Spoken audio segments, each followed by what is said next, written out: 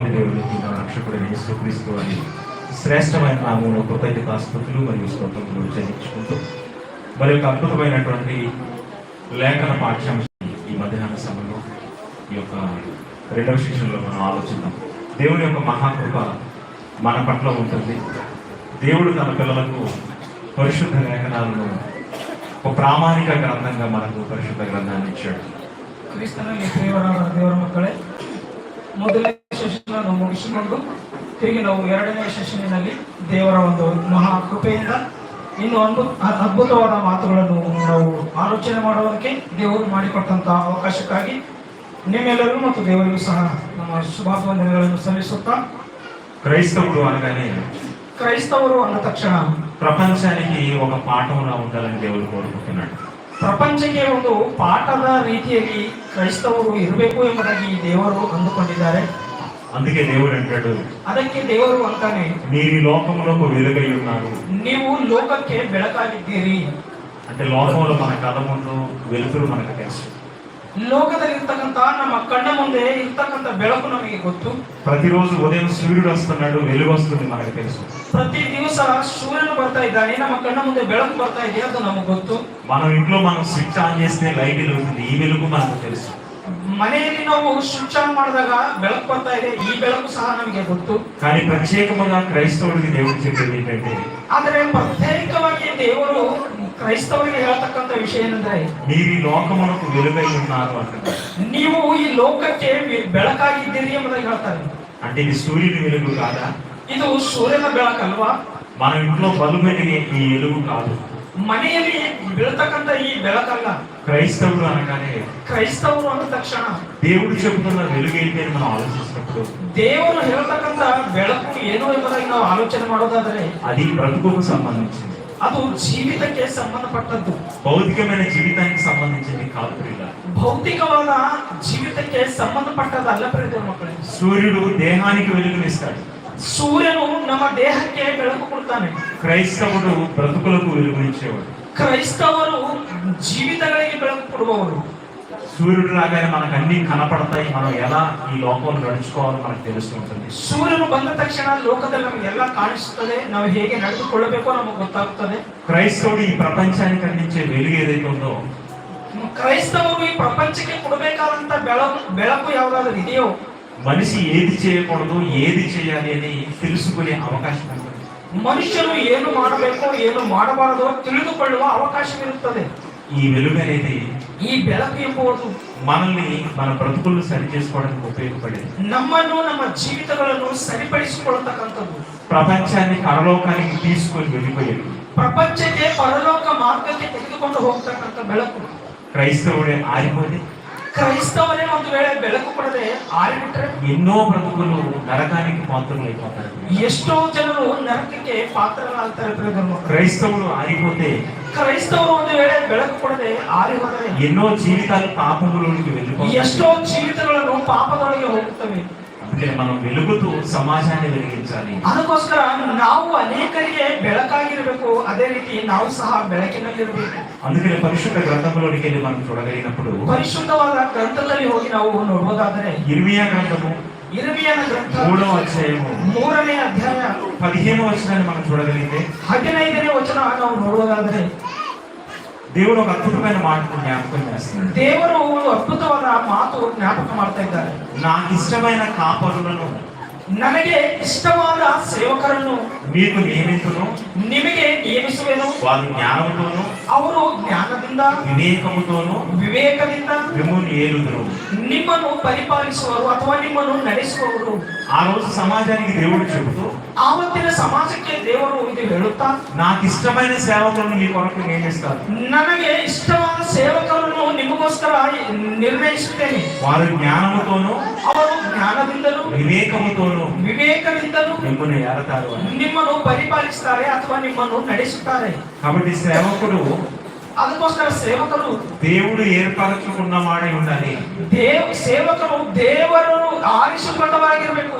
మన మనస్సుకు దేవుడు నన్ను పిలిచాడు అనే ఒక భావన రావాలి. ನಮ್ಮ ಮನಸ್ಸಿಗೆ ದೇವರು ನನಗೆ ಕರೆದಿದ್ದಾನೆ ಎಂಬ ಒಂದು ಭಾವನೆ ನಮಗೆ ಬರಬೇಕು.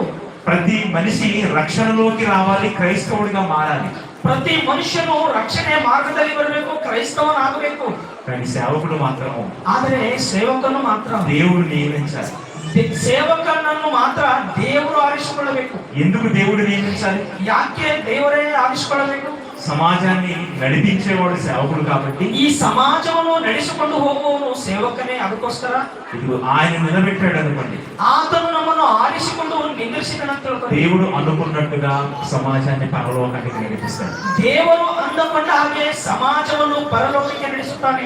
దేవుని లేఖనాలను ఆధారం చేసుకొని సమాజాన్ని నడిపిస్తాడు. ದೇವರ ವಾಕ್ಯವನ್ನು ಆಧಾರ ಮಾಡಿಕೊಂಡು ಸಮಾಜವನ್ನು ನಡೆಸುತ್ತಾನೆ. ఒకవేళ దేవుడు నియమించలేదు అనుకోండి, ಒಂದು ವೇಳೆ ದೇವರು ಸೇವಕರನ್ನು ಆರಿಸಿಕೊಂಡಿಲ್ಲ ಅಂತ ತಿಳ್ಕೊಂಡು మనం స్వతహాగా ನಾವು ಸ್ವಂತ ಮಾತಿನಿಂದ మన ఇష్టం వచ్చింది మనం సమాజానికి చెప్పుకుంటాం. ನಮಗೆ ಇಷ್ಟವಾದಂತ ನಾವು ಸಮಾಜಕ್ಕೆ ಹೇಳ್ತಾ ಇದೀವಿ ಅಂತ కానీ ತಿಳ್ಕೊಂಡು బైబిల్ ఏమంటుందంటే, ಆದರೆ ಬೈಬಲ್ ಏನ್ ಹೇಳ್ತಾ ಇದೆ ఒక ಅಂದ್ರೆ, ప్రామాణిక గ్రంథంగా దేవుడు బైబిల్ మన చేతిలో పెట్టాడు. ಒಂದು ಪರಿಶುದ್ಧವಾದ ಗ್ರಂಥ ಪ್ರಾಮುಖ್ಯವಾಗಿ ನಮ್ಮ ಕೈಗೆ ಕೊಟ್ಟಿದ್ದಾರೆ. అందుకని మనం సమాజానికి ఏదైనా బోధించినప్పుడు ಅದಕ್ಕೆ ನಾವು ಸಮಾಜಕ್ಕೆ ಯಾವಾಗಲೂ ಬೋಧಿಸುವಾಗ బైబిల్లో నుంచి తీసి మనం చెప్పాలి. ಬೈಬಲ್ ಅಲ್ಲಿ ಇದ್ದಂತದ್ದು ತೆಗೆದು ನಾವು ಹೇಳಬೇಕು. ఒక సేవకుడు మాట్లాడుతూ ಒಬ್ಬ ಸೇವಕನು ಮಾತಾಡುತ್ತಾ ఆదివారం మాట్లాడుతాడు. ಸಂಡೆ ದಿವಸ ಮಾತಾಡ್ತಾ ಇದ್ದಾನೆ. ఏం చెప్తున్నాడంటే, ಏನ್ ಹೇಳ್ತಾ ಇದ್ದಾನಂದ್ರೆ, నేను శనివారం రాత్రి 1 గంట దాకా TV9 లో న్యూస్ చూస్తాను అంటున్నాడు. ನೀವು ಶನಿವಾರ ರಾತ್ರಿ 1 ಗಂಟೆದವರೆಗೆ TV9 ನಲ್ಲಿ ನ್ಯೂಸ್ ನೋಡ್ತೀರಿ ಅಂತ ಹೇಳ್ತಾ ಇದ್ದಾನೆ. ఎందుకు? ಯಾಕೆ? తెల్లారి ఆదివారం చెప్పడానికి. ಮುಂದೆ ಮರುದಿವಸ ಭಾನುವಾರ ಹೇಳುವುದಕ್ಕೋಸ್ಕರ చర్చిలోనే చెప్పేస్తున్నాడు ఈ మాట. ಚರ್ಚಿನಲ್ಲಿ ಹೇಳ್ತಾ ಇದ್ದಾನೆ ಈ ಮಾತು. అంటే ఆ న్యూస్ మనం చూడట్లేదు ఇళ్లలో. ಆ ಒಂದು ಸೇವಕನು ಹೇಳ್ತಾ ಇದ್ದಾನೆ, ರಾತ್ರಿ 1 ಗಂಟೆ ತನಕ ನಾನು TV9 ನಲ್ಲಿ ನ್ಯೂಸ್ ನೋಡ್ತಾ ಇದ್ದೇನೆ, ಭಾನುವಾರ ಬೆಳಗ್ಗೆ ಆರಾಧನೆಯಲ್ಲಿ ನಾನು ಹೇಳಬೇಕು ಎಂಬುದಾಗಿ ಹೇಳ್ತಾ ಇದ್ದಾನೆ. అంటే నిన్నటి వార్తలన్నీ ఈ రోజు మన ఆదివారం చెప్పమని దేవుడు చెప్పింది. ನಿನ್ನ ವಾರ್ತೆ ನೋಡಿ ಇವತ್ತು ನೀನು ವಾಕ್ಯದಲ್ಲಿ ಹೇಳು ಎಂಬುದಾಗಿ ಹೇಳಿದ್ದಾರೆ ದೇವರು. సేవకుడు బైబిల్ దగ్గర కుస్తీ పట్టాలి దేవుడు మాట్లాడాలి. ಬೈಬಲ್ ಜೊತೆ ಕುಸ್ತಿ ಹಿಡಿಬೇಕು ಸೇವಕರು. బైబిల్ చదవడానికి 1 గంట రాత్రి 2 అయిన దాకా నేను ఉన్నానని చెప్పి దేవుడు ఆనందపడతాడు. ಬೈಬಲ್ ಮುಂದೆ ಕುಳಿತುಕೊಂಡು ರಾತ್ರಿ 1-2 ಗಂಟೆ ತನಕ ಆಗಲಿ ಬೈಬಲ್ ಅನ್ನು ಓದುವವರಾಗಿರಬೇಕು. దేవా, రేపు నీ పిల్లలకు నేను చెప్పాలి, ఏం చెప్పాలో నాకు ఈ రాత్రి బయలుపరచు, నాకు తెలుపు అని చెప్పాలి. ದೇವರೇ, ನಾನು ನಿನ್ನ ಮಕ್ಕಳಿಗೆ ನಾಳಿನ ದಿವಸ ನನ್ನ ವಾಕ್ಯ ಹೇಳಬೇಕು, ನಾನು ಏನು ಹೇಳಬೇಕು ನನಗೆ ತಿಳಿಸು ಎಂಬುದಾಗಿ ಬೈಬಲ್ ಹತ್ರ ಕುಳಿತುಕೊಳ್ಳಬೇಕು. పరిశుద్ధ గ్రంథంలోకి వెళ్ళి ಪರಿಶುದ್ಧ ಗ್ರಂಥದಲ್ಲಿ ಹೋಗಿ అపోస్తల కార్యములు 13వ అధ్యాయం 15వ వచనంలో ಅಪೊಸ್ತಲರ ಕೃತ್ಯಗಳು 13ನೇ ಅಧ್ಯಾಯ 15ನೇ ವಚನ పౌలు గారు మాట్లాడతారు. ಪೌಲನು ಮಾತಾಡುತ್ತಾ 13వ అధ్యాయం 15వ వచనం, 13ನೇ ಅಧ್ಯಾಯ 15ನೇ ವಚನ, ధర్మశాస్త్రమును ప్రవక్తల లేఖనములను చదివిన తర్వాత ಧರ್ಮಶಾಸ್ತ್ರವನ್ನು ಪ್ರವಕ್ತರ ಲೇಖನಗಳನ್ನು ಓದಿದ ಮೇಲೆ సమాజ మందిరపు అధికారులు, ಸಮಾಜ ಮಂದಿರದ ಅಧಿಕಾರಿಗಳು, సహోదరులారా, ಸಹೋದರರೇ, ప్రజలు మీరు ఏదైనా బోధవాక్యము చెప్పవలనని వినయడదా, ಇತರ ಜನರಿಗೆ ನೀವು ಏನಾದರೂ ಬೋಧನೆಯನ್ನು ಹೇಳಬೇಕು చెప్పుడని ಎಂಬುದಾಗಿ వారికి ఉత్తరం ఇచ్చాను. ಹೇಳಲಿ ಎಂಬುದಾಗಿ ಉತ್ತರ ಕೊಟ್ಟನು. ధర్మశాస్త్రము చదివిన తర్వాత సమాజానికి చెప్పలేదు. ಧರ್ಮಶಾಸ್ತ್ರವನ್ನು ಅಂದರೆ ವಾಕ್ಯವನ್ನು ಓದಿದ ಮೇಲೆ ಸಮಾಜಕ್ಕೆ ಏನಾದರೂ ಉತ್ತರ ಕೊಡಬೇಕು. మనం చదివేది బైబిల్, అదే సమాజానికి చెప్పాలి. ನಾವು ಓದುವ ಬೈಬಲ್, ಆ ಬೈಬಲ್ ಅನ್ನು ಇದ್ದದ್ದೇ ಸಮಾಜಕ್ಕೆ ಹೇಳಬೇಕು. అదే ఎఫెసీయులకు రాసిన పత్రికలో ಅದೇ ಎಫೆಸದವರಿಗೆ ಬರೆದ ಪತ್ರಿಕೆ 3వ అధ్యాయం 4వ వచనంలో 3ನೇ ಅಧ್ಯಾಯ 4ನೇ ವಚನದಲ್ಲಿ మీరు దానిని చదివిన ఎడల ನೀವು ಅದನ್ನು ಓದಿದ ಮೇಲೆ దేనికి ಯಾವುದೇ ಇಷ್ಟಕ್ಕೆ 3వ వచనంలో చెప్తున్నారు. 3ನೇ ವಚನದಲ್ಲಿ ಹೇಳ್ತಾ ಇದ್ದಾನೆ, ఎట్లనగా క్రీస్తు మర్మము ಹೇಗೆಂದರೆ ಕ್ರಿಸ್ತನ ಮರ್ಮವು దేవ దర్శనము వలన నాకు ದೇವ ದರ್ಶನ ಮುಖಾಂತರ ఆ సంగతిని గురించి మునుపు మీకు చెప్పాను. ಆ ಸಂಗತಿಗಳ ವಿಷಯದಲ್ಲಿ ನಾನು ಮುಂದೆ ನಿಮ್ಮನ್ನು ಹೇಳಿದ್ದೇನೆ, మీకు సంక్షేమంగా రాసి తిని ನಿಮಗೆ ಚೆನ್ನಾಗಿ ನಾನು ಬಯಸಿದ್ದೇನೆ. మీరు దానిని చదివిన ఎడల ನೀವು ಅದನ್ನು ಓದಿದ ಮೇಲೆ దానిని బట్టి ಅದರ ಮೂಲಕ క్రీస్తు మర్మమును వచ్చి ಕ್ರಿಸ್ತನ ಮರ್ಮಗಳ ಮೂಲಕವಾಗಿ నాకు కలిగిన జ్ఞానమును మీరు గ్రహిస్తారు. ನನಗೆ ಉಳ್ಳ ಜ್ಞಾನವನ್ನು ನೀವು ಗ್ರಹಿಸುತ್ತೀರಿ. నేను రాసింది మీరు చదవండి అంటున్నాడు పౌలు. ನಾನು ಬರೆದದ್ದನ್ನು ನೀವು ಓದಿರಿ ಎಂಬುದಾಗಿ ಹೇಳ್ತಾ ಇದ್ದಾನೆ ಪೌಲನು. ఈ రోజు దేవుని సేవకులుగా అందరం కూడా మనం చేయవలసింది, ಇವತ್ತು ದೇವರ ಸೇವಕರಾದಂತ ನಾವೆಲ್ಲರೂ ಸಹ ಮಾಡುವುದು ಏನೆಂದರೆ, దేవుడు రాసిన ఈ గ్రంథము, ದೇವರು ಬರೆಸಿದಂತ ಈ ಗ್ರಂಥವು దేవుడు తన ప్రణాళికలను తన భక్తుల చేత పరిశుద్ధాత్మ చేత ప్రేరేపించి ದೇವರು ತನ್ನ ಆಲೋಚನೆಯಿಂದ ಪರಿಶುದ್ಧಾತ್ಮ ಪ್ರೇರೇಪಣೆಯಿಂದ ಭಕ್ತರಿಗೆ ఈ గ్రంథాన్ని రాయించాడు. ಈ ಭಕ್ತರ ಜೊತೆ ಈ ಗ್ರಂಥವನ್ನು ಬರೆಸಿದ್ದಾನೆ. ఈ ఆదికాండం నుంచి ప్రకటన గ్రంథం వరకు ಆದಿ ಕಾಂಡದಿಂದ ಪ್ರಕಟಣೆಯ ಗ್ರಂಥದವರೆಗೆ అనేక విషయాలు దీంట్లో పొందుపరిచాడు. ಅನೇಕ ವಿಷಯಗಳನ್ನು ಅದರಲ್ಲಿ ಭದ್ರವಾಗಿ ಬರೆಸಿದ್ದಾನೆ. బైబిల్ ఎప్పుడు ఒక పుస్తకం పురుగులా మనం చదువుతూనే ఉండాలి. ಬೈಬಲ್ ಯಾವಾಗಲೂ ಸಮುದ್ರ ಇದ್ದ ತರ ನಾವು ಯಾವಾಗಲೂ ಓದ್ತಾನೆ ಇರಬೇಕು. ఎప్పుడు అది కొత్తగానే ఉంటుంది. ಅದು ಯಾವಾಗಲೂ ಹೊಸದಾಗಿ ಕಾಣಿಸ್ತಾ ಇರ್ತದೆ. బైబిల్ పక్కన పెట్టి మనం ఏదో లోక సంబంధమైన విషయాలు మనం సంఘంలో చెప్పామనుకోండి, ನಾವು ಬೈಬಲ್ ಅನ್ನು ಪಕ್ಕದಲ್ಲಿಟ್ಟು ಯಾವುದೋ ಲೋಕ ಸಂಬಂಧವಾದ ವಿಷಯಗಳನ್ನು ನಾವು ಹೇಳ್ತಾ ಇದ್ದೇವೆ ಅಂತ ತಿಳ್ಕೊಳ್ಳಿ. దేవుడు సహించడు ప్రియులారా. ದೇವರು ಸಹಿಸುವುದಿಲ್ಲ ಪ್ರಿಯ ದೇವರ ಮಕ್ಕಳೇ. కాబట్టి ఎప్పుడు ప్రతి సేవకుడు అనేవారు ಪ್ರತಿ ಸೇವಕರು ಎಂಬುವರು బైబిల్ చదవాలి, ಬೈಬಲ್ ಓದಬೇಕು.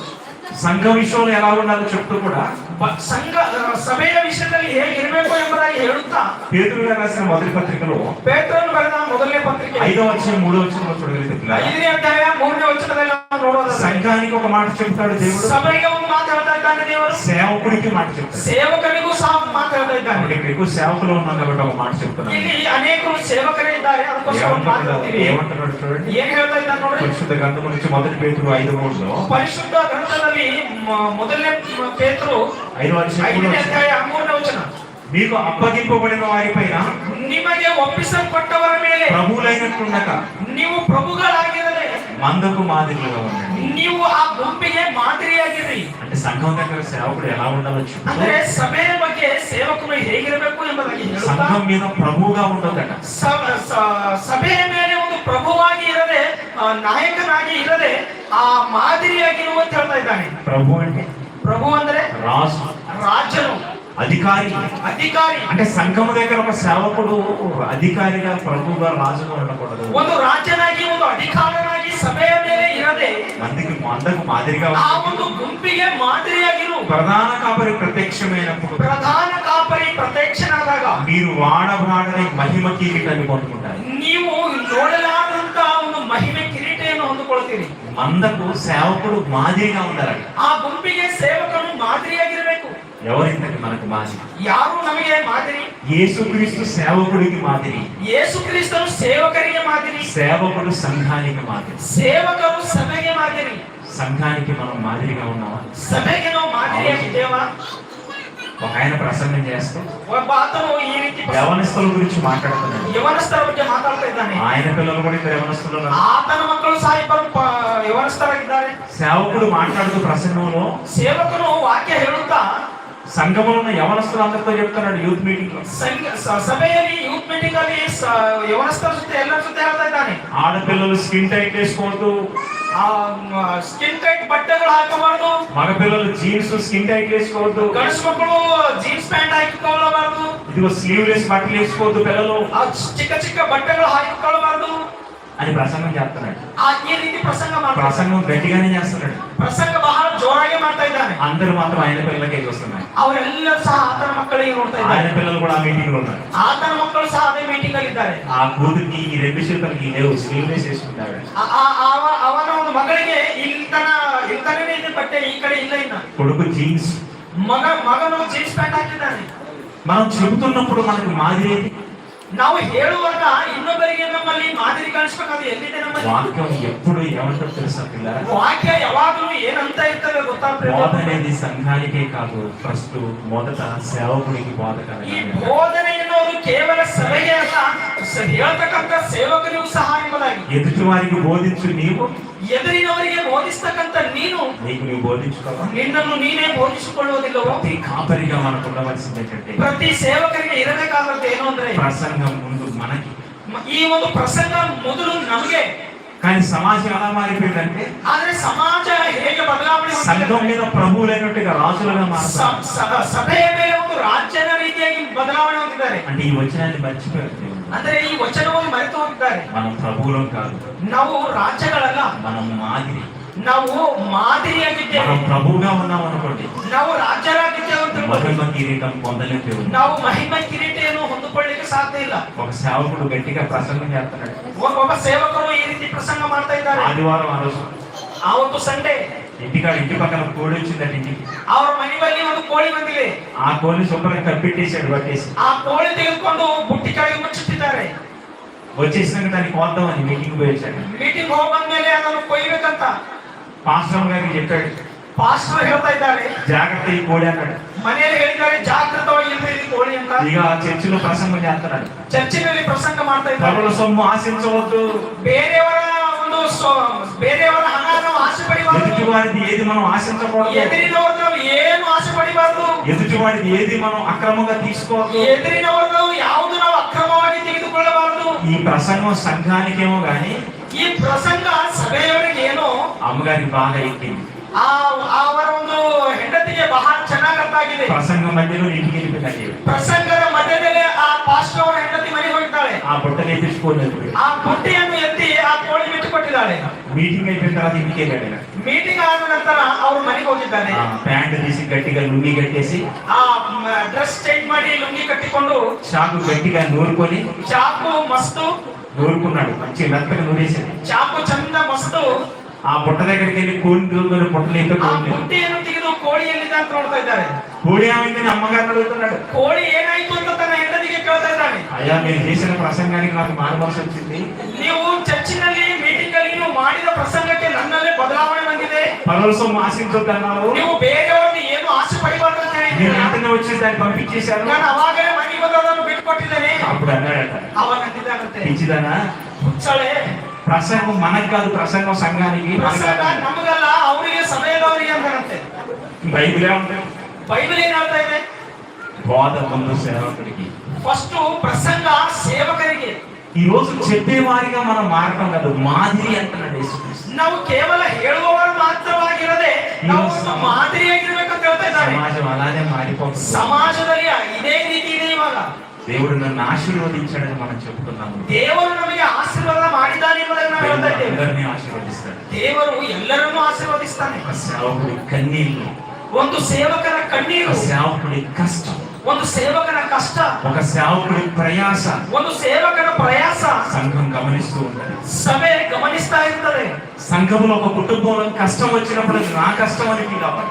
ಸಭೆಯಲ್ಲಿ ಯಾರಿಗಾದ್ರೂ ಒಂದು ಕಷ್ಟ ಬಂದ್ರೆ ಸಭೆಯ ಸೇವಕರು ನನ್ನ ಕಷ್ಟ ಎಂಬುದಾಗಿ ಆಲೋಚನೆ ಮಾಡಬೇಕು. సంఘములో ఒక వ్యక్తికి సంతోషం కలిగినప్పుడు అది మన కుటుంబ సంతోషం కలిగి, ಸಭೆಯಲ್ಲಿ ಯಾರಿಗಾದ್ರೂ ಒಂದು ಕುಟುಂಬಕ್ಕೆ ಸಂತೋಷ ಉಂಟಾದಾಗ ಆ ಸಂತೋಷ ನನ್ನ ಸಂತೋಷ ಎಂಬುದಾಗಿ ಅಂದುಕೊಳ್ಳಬೇಕು. సంఘములో అందరూ అన్ని కుటుంబాలు సేవకుడికి సమానమే. ಸಭೆಯಲ್ಲಿರ್ತಕ್ಕಂಥ ಎಲ್ಲ ಕುಟುಂಬಗಳು ಸೇವಕರಿಗೆ ಸಮಾನ. అందుకే యేసుక్రీస్తు ఏమంటాడు తెలుసా? ಅದಕ್ಕೆ ಯೇಸು ಕ್ರಿಸ್ತನು ಏನ್ ಹೇಳ್ತಾರೆ ಗೊತ್ತಾ? నేను గొర్రెలకు మంచి, ನೀವು ಕುರಿಗಳಿಗೆ ಒಳ್ಳೆ కాపరిని. ಕಾಪರಿಯಾಗಿದ್ದೀರಿ. ఇప్పుడు సేవకుడు అనగా ఏంటి? కాపరి. ಸೇವಕರು ಅಂದ ತಕ್ಷಣ ಏನು? ಕಾಪರಿ. లోకంలో ఒకసారి కాపరిని చూడండి, పశువుల కాపరిని చూడండి. ಒಂದು ಕುರಿ ಮೇಯಿಸ್ತಕ್ಕಂಥ ಆಡು ಮೇಯಿಸ್ತಕ್ಕಂಥ ಕಾಪರಿಗಳನ್ನು ನೋಡಿ. అల్లబడి గట్టిగా ఎగిరిపోతే పొడిచేది ఉంటది. ಅವರ ಹತ್ತಿರ ತೇಜದ ಆಯುಧ ಇರುತ್ತದೆ. వెనకాల పోతే ఎగిరిదనేది ఉంటది. ಹಿಂದಲೂ ಸಹ ಇರುತ್ತದೆ. పశువులు ಪಶುಗಳು అంటే ఆ మందలో ఎన్నో రకాలుగా ఉంటాయి. ಆ ಪಶುಗಳಲ್ಲಿ ಅಥವಾ ಆ ಗುಂಪಿನಲ್ಲಿ ಎಷ್ಟೋ ರಕವಾದವು ಇರುತ್ತವೆ. అలాని కాపరి విడిచిపెడతారా? ಹಂಗಂತೇಳಿ ಕಾಪರಿ ಅವುಗಳನ್ನು ಬಿಟ್ಬಿಡ್ತಾನ. పొడిచేదానికి ముక్కు గుట్టి మరీ తాడు కడతాడు. ಒಂದು ಹುಡಿತಕ್ಕಂಥ ಪಶುಗೆ ಏನ್ ಮಾಡ್ತಾನೆ? ಮುಖರಣಿ ಹಾಕ್ಬಿಡ್ತಾನೆ. ఎటు తిరిగి వాటిని సెట్ చేస్తాడు. ಏನೇ ಆಗಿ ಅದನ್ನು ಚೆಕ್ ಮಾಡ್ತಾನೆ. సంఘములో కూడా ಸಭೆಯಲ್ಲಿಯೂ ಸಹ ఇవి ఎలా ఉంటారు విశ్వాసులు అంటే, ಹೇಗೆ ಇರುತ್ತಾರೆ ವಿಶ್ವಾಸಿಗಳು? ఒకడు పొడిచేటోడు ఉంటాడు, ಒಬ್ಬನು ತಿರುగు ಬೀಳುವವನಾಗಿರ್ತಾನೆ, ఒకడు ఎగిరితనేటోడు ఉంటాడు, ಒಬ್ಬವು ಎದ್ದು ನಿಗ್ರಿಸುವವನು ಇರ್ತಾನೆ. ఎవరిని మనం విడిచిపెట్టాలి? ನಾವು ಯಾರಿಗೂ ಬಿಡಬಾರದು. ఎలా వాళ్ళని సెట్ చేయాలో మనకు తెలియాలి. ಅವರನ್ನು ಹೇಗೆ ನಾವು ಚೆಕ್ ಮಾಡಿಕೊಳ್ಳಬೇಕು ನಮಗೆ అందుకే ಗೊತ್ತಾಗಬೇಕು. అంటున్నాడు దేవుడు, నాకు ఇష్టమైన కాపరులు మీకు నియమిస్తాను, ನನಗೆ ಇಷ್ಟವಾದ ಕಾಪರಿಗಳಾಗಿ ನಿಮ್ಮನ್ನು ನೇಮಿಸುತ್ತೇನೆ. జ్ఞానముతోను ಜ್ಞಾನದಿಂದ వివేచనతోను ವಿವೇಚನೆಯಿಂದ వారు నన్ను కాస్తారు. ಅವರು ನಿಮ್ಮನ್ನು ಕಾಯುತ್ತಾರೆ. కాబట్టి ప్రతి సేవకుడు ಅದಕ್ಕೋಸ್ಕರ ಪ್ರತಿ ಸೇವಕರು మందకు మాదిరి. ಆ ಒಂದು ಗುಂಪಿಗೆ ಮಾದರಿಯಾಗಿರ್ಬೇಕು. సేవకులను చూసి సంఘం అడుగులు వేయాలి. ಸೇವಕನನ್ನು ನೋಡಿ ಸಭೆ ಹೆಜ್ಜೆಯಲ್ಲಿ ಹೆಜ್ಜೆ ಹಾಕಬೇಕು.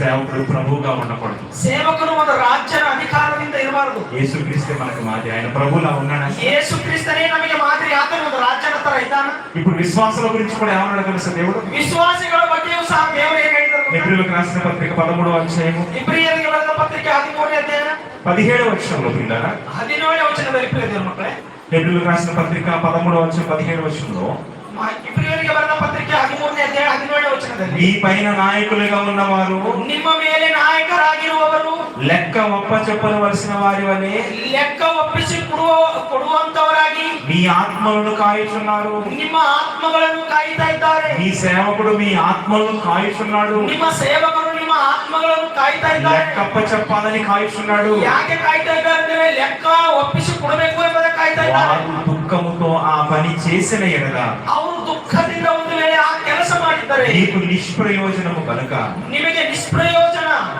దుఃఖముతో కాక ದುಃಖದಿಂದ ಅಲ್ಲದೆ ఆనందముతో ಆನಂದದಿಂದ ఆ పని చేయనట్లు ಆನಂದದಿಂದ ಆ ಕೆಲಸ ಮಾಡುವ వారి ಮಾಡುವಾಗ మాట విని ಅವರ ಮಾತುಗಳನ್ನು ಕೇಳಿ వారికి లోబడి ఉండండి. ಅವರಿಗೆ ನೀವು ವಿಧೇಯರಾಗಿರ್ರಿ. ఈ రెండు వచనాలు ఎప్పుడు మనకి హెబ్రీ 13:17 ఉన్న మాట సంఘానికి, ಈ ಇಬ್ರಿಯರಿಗೆ ಬರೆದ ಪತ್ರಿಕೆಯಲ್ಲಿ 13-15 ವಚನದಲ್ಲಿದ್ದಂತ ಈ ವಚನ ಸಭೆಗೆ, మొదటి పేతురు 5:3 ఉన్న మాట సేవకుడు. ಪೇತುರನು ಬರೆದ ಮೊದಲನೇ ಪತ್ರಿಕೆಯಲ್ಲಿ 5ನೇ ಅಧ್ಯಾಯ 3ನೇ ವಚನದಲ್ಲಿದ್ದಂತದ್ದು ಸೇವಕರಿಗೆ. సేవకుడిని చెబుతున్నాడు, నువ్వు మందకు మాదిరిగా ఉంటూ రాజులా ఉండదు అన్నాడు. ಸೇವಕರಿಗೆ ಹೇಳ್ತಾ ಇದ್ದಾನೆ, ಆ ಗುಂಪಿಗೆ ನೀನು ರಾಜ್ಯದ ತರ ಇರಬೇಡ, ಮಾದರಿಯಾಗಿರು ಅಂತ. విశ్వాసతో ఏమంటున్నాడు తెలుసా? ವಿಶ್ವಾಸಿಗಳ ಜೊತೆ ಏನ್ ಹೇಳ್ತಾ ಇದ್ದಾರೆ ಗೊತ್ತಾ?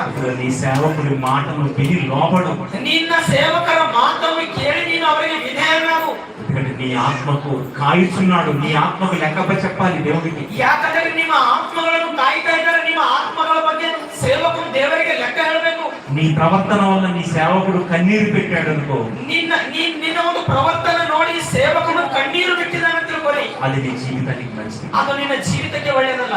ఇవి రెండు బ్యాలెన్స్డ్ గా ఉండాలి సంఘంలో. ಇವು ಎರಡು ಬ್ಯಾಲೆನ್ಸ್ ಆಗಿರ್ಬೇಕು, ಸರಿ ಸಮಾನವಾಗಿರ್ಬೇಕು. కానీ సమాజంలో ఎలా ఉందో చూడు. ಆದ್ರೆ ಒಂದು ಸಮಾಜದಲ್ಲಿ ಹೇಗಿದೆ ನೋಡ್ರಿ, సేవకుడిని లెక్క చేయని సంఘాలు కనపడుతున్నాయి. ಸೇವಕರಂದ್ರೆ ಲೆಕ್ಕ ಮಾಡಲಾರ್ದಂತ ಅವರಂದ್ರೆ ಏನೋ ಒಂಥರ ವಿಶ್ವಾಸಿಗಳಿದ್ದಾರೆ.